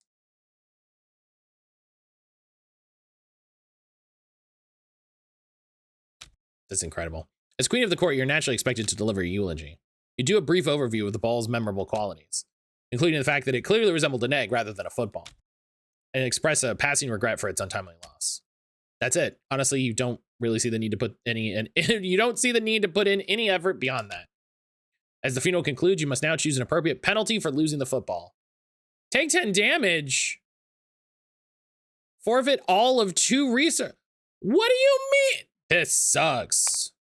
I've lost all my food. I had no food. That was great. I've lost all my wood. I didn't have that much wood. That's great. That's fine.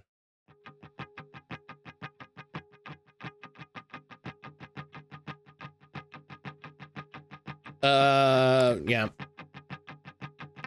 I'm so mad. I'm so mad.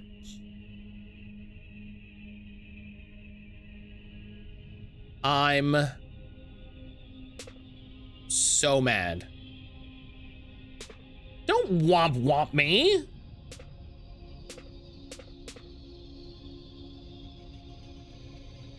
How dare you?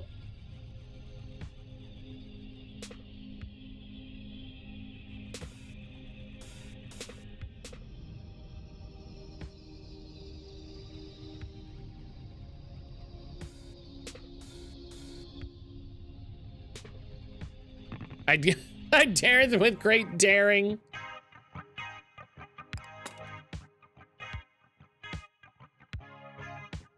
Post rock, defensive broadcast. Smear heels as the common foe. All offensive fairies will attack them. That's hilarious.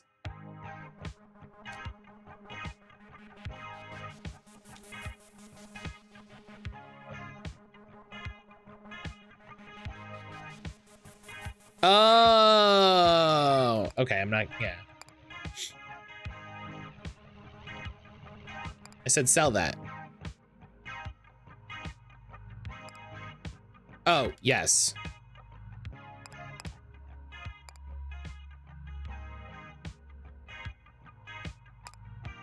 Look through the spyglass at the new billboard. Some of the text is small, but but it reads, "The desire for a taco is universal." Quite a bold claim. Does Her Majesty agree? Yes. To be honest, you really could go for a taco right now, but that is insufficient proof of the universality of such a desire. Yes, that's what you're about to suggest. As such, the billboard's claim remain unproven, but also unrefuted. What is that? What did that mean? What did that do?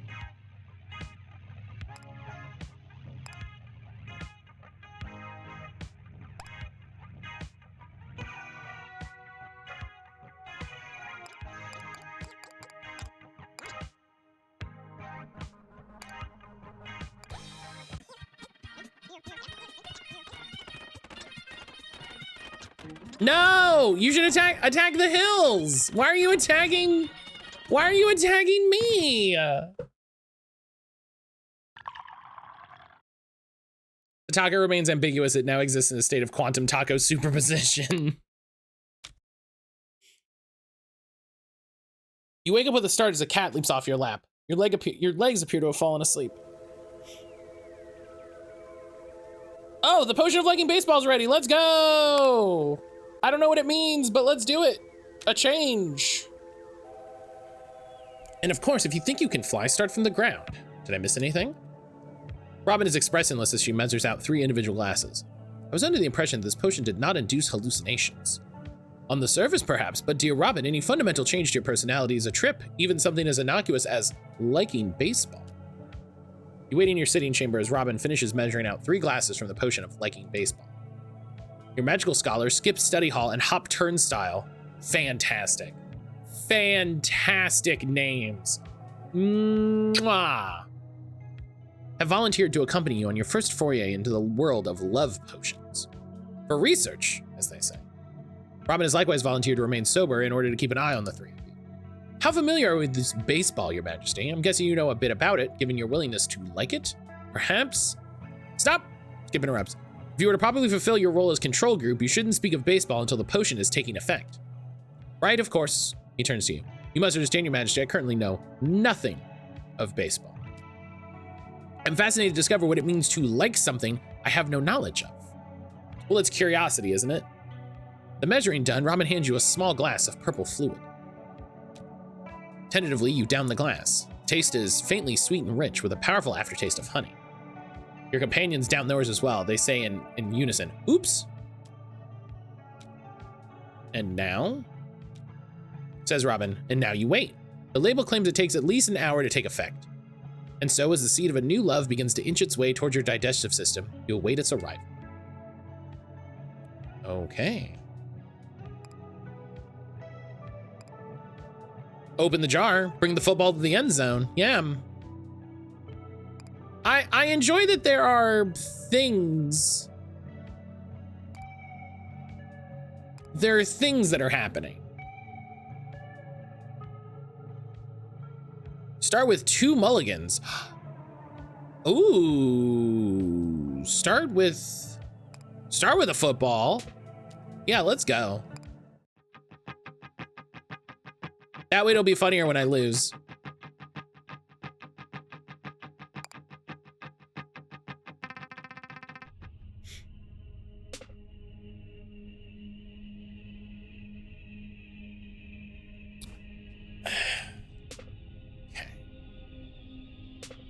Have to get resources,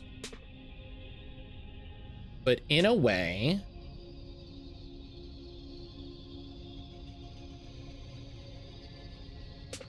what does a football have to do with liking baseball? It doesn't. They're unrelated.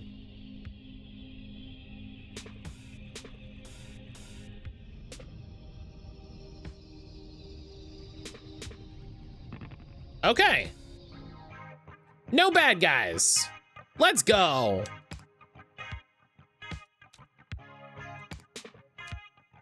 You know the drill, right? Grab a card. I'll explain how to use it.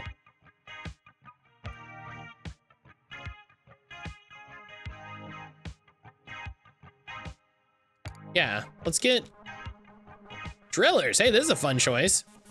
So these guys are super similar to miners. When your court is safe, they'll be gathering stone from hills for you. When your court is attacked, they'll come defend it.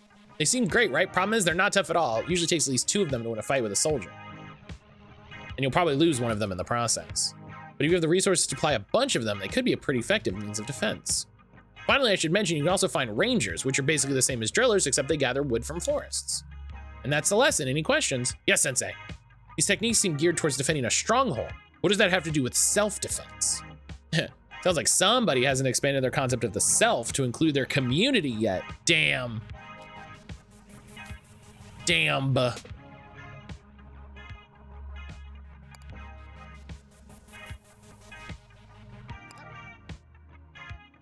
that's it. That's all I got. 1. All right, get out there.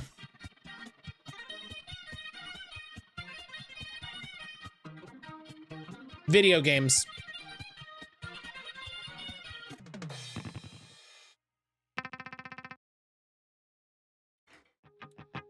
All right.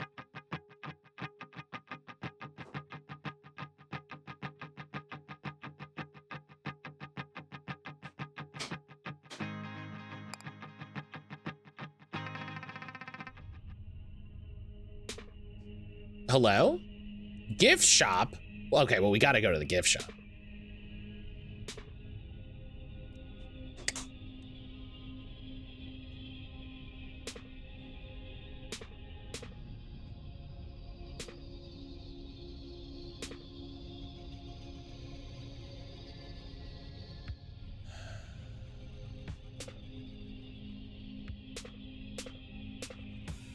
Okay. Defending the castle I live in is defending myself. If you like one sports team, there's another from the same city to watch in the off season, you know. We gotta match this water. That killed a chest, that's a bummer. All right. A gift shop advertises immortal souvenirs. Desire runs thick in this room. You briefly imagine yourself on an elementary school field trip, enamored of objects that would have no appeal to you under normal circumstances. Indeed, much of the inventory here is useless or merely decorative, but the promise of leaving with something of permanence still pulls at you. After you spent a few moments browsing, the man behind the counter greets you. Hello again, your majesty. Fancy a souvenir?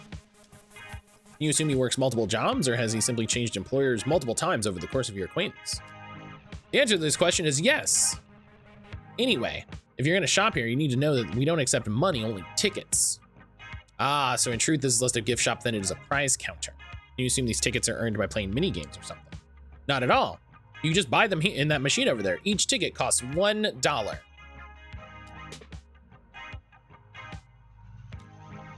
if that's the case, I can't help but wonder why they don't just accept money as payment. Oh, that's because I don't touch this stuff. Money's against my religion. But also, tickets are permanent. You won't lose them if you go to sleep or lose a war. Ooh. They make for a great investment. Been trying to get my friends and family in on it for years. That sounds useful. Can you also exchange tickets for money? Nope. Yeah, no. Ah. Anyway, here's some souvenirs that would be perfect for a fairy queen like yourself. What do we got here? What do we got here? These are very expensive. Unlock the fire archer. Let's start from the top. Insurance claim. Build walls and receive money when they're torn down. Celebrity. Defensive job. Build up a fan base that you must avoid at all costs. Unlock the fire archer so it appears in shops and chests. That's fun. Unlock the moat so it appears in shops and chests. That remote will let you change the channel during the weather report, i.e. you can change which boss fight is next. That's fun.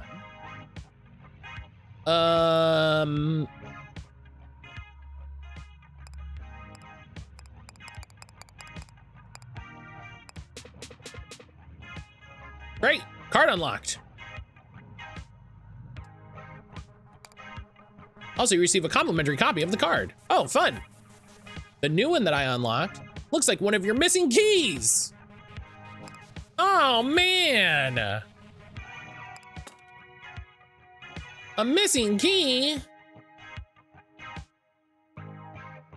Global broadcast marine life claims what's theirs. All reeds become water. Let's take it. That could be really interesting. I literally can't make anything, so...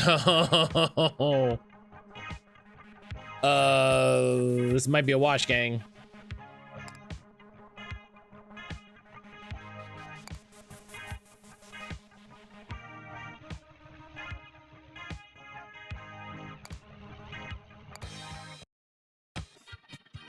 Maybe they'll be so late that they won't be able to kill us. Oh. Okay, that's good. That's fine. That's fine. That's fine. That's fine.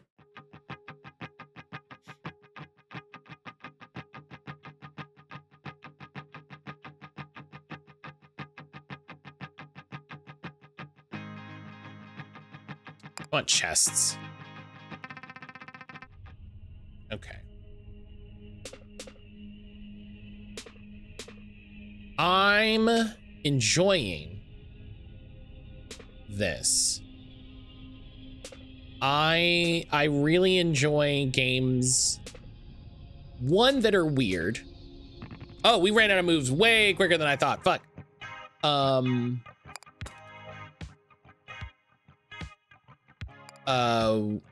ran out of moves way quicker than I expected. I enjoy games that are weird. I enjoy games that have a weird narrative running through them.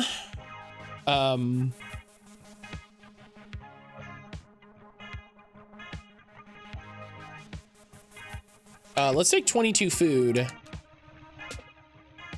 because the guys aren't going to be coming from there, so we'll be okay. I enjoy games that have a little progression.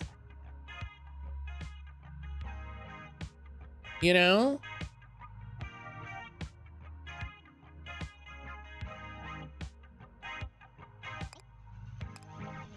We have 2 footballs to lose now? Yeah.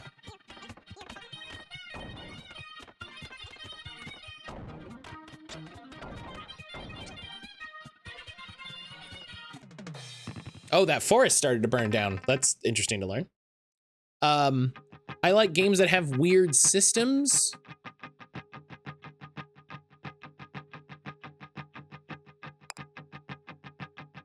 And I love separate from that, I fucking love match 3 puzzles. You have a question about how terrain impacts the enemy soldiers. Maybe ask Robin. You ask Robin a question about the war that has concerned you for a while. Suppose the battlefield is arranged like this. Is the enemy soldier able to attack the court from this position? You understand that soldiers cannot cross water, but what about the corner gap? Can they squeeze through? Ah, my notes are very clear. They cannot. They cannot. They cannot. I think they can, actually. I see them move diagonally all the time. You've seen them move diagonally inside tiles. They never move diagonally across the borders. They don't? They don't. Why not? I don't know. Maybe because it would be annoying if they could attack us by cutting corners. Which they can't. Okay. Good to keep in mind. Ah, there's this guy here, so I gotta try to match these guys out. I'm a big fan of weirdness, not big on match 3, but this is very fun to experience. I love a good match 3.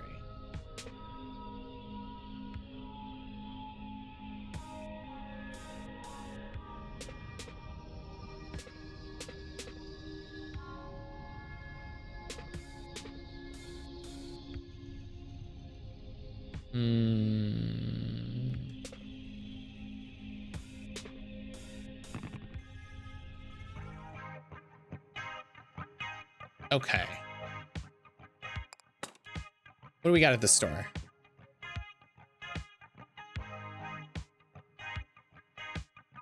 I'm a little annoyed, if I'm honest, that everything turns into a card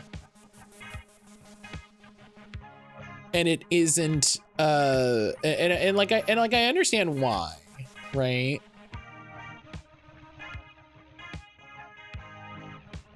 Oh, what did I buy? Oh, I bought, yeah, I'll buy some food, that's fine.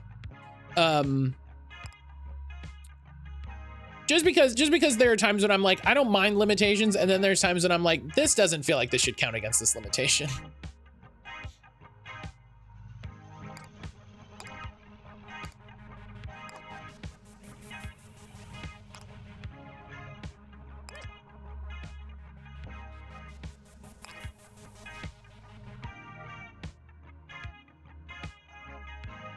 The devs were inspired by Baten Kaitos. I would love to know if AP was inspired by Baten Kaitos.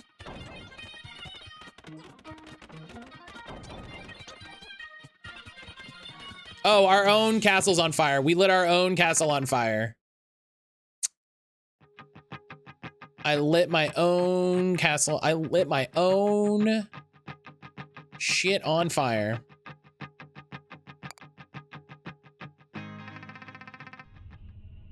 The jar!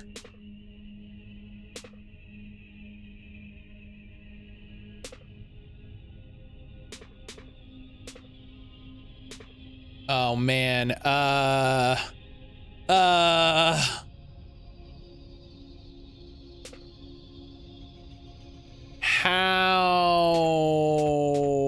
are we gonna deal with this one, gang?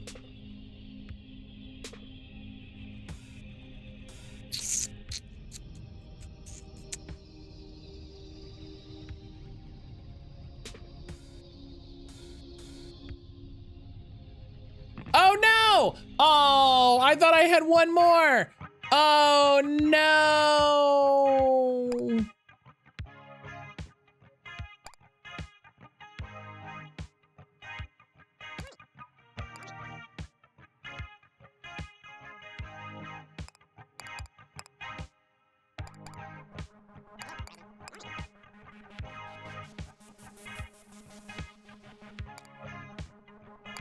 Oh, only. Please. Please. Oh, no. Oh, all right.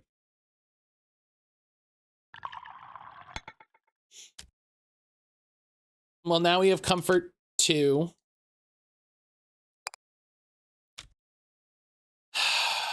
But that's where we have to leave it. That's where we have to leave it. Because we are I have to take my break. So this is where we will leave Titanium Court for now. This is fantastic. I'm so excited to check this out early and add to the cacophony of voices talking about how exciting this game is. If you want to wishlist it yourself and keep up with where it is on Steam, there's the Steam link. And again, if you want the ability to try to get this game for free or become a Primo subscriber and get a key regardless, you can go to pantaloon.io with my reference link there. You can sign up for the free newsletter. The puzzle trunk emails are going out tomorrow with the big puzzle that you can solve to get a key, or you can sign up for Primo. You still get the puzzle trunk emails if you still want to try to get another key. But then just after the first of the month, or sometime after the first of the month, not immediately after, sometime next month, you will get an email with your very own key. They'll just send you a key. So thank you to Pantaloon for having me be an ambassador. It's been exciting to see what all is going on. I have a number of Pantaloon games I really need to check out, including It Takes a War. Really excited to check out It Takes a War. Maybe we'll play that today with how weird it's already going today. Like it's already not a co-working day. So maybe I will look into maybe I'll look into that, because I know that game is super duper weird and doesn't take very, very long. So that might be a fun thing to do today. But yeah, I'm gonna go take my break. I'm gonna go refill my tea, grab a snack. Aaron's already been and gone, so I need to go check on Grim and all of that. So I'll see everybody back here in a little bit. Take this opportunity to get up, stretch, drink some water, do your own potty break, go get some breakfast if you haven't yet. Make sure you're drinking water, make sure you're staying hydrated, make sure you're eating some food. I will see everybody back here just a little bit.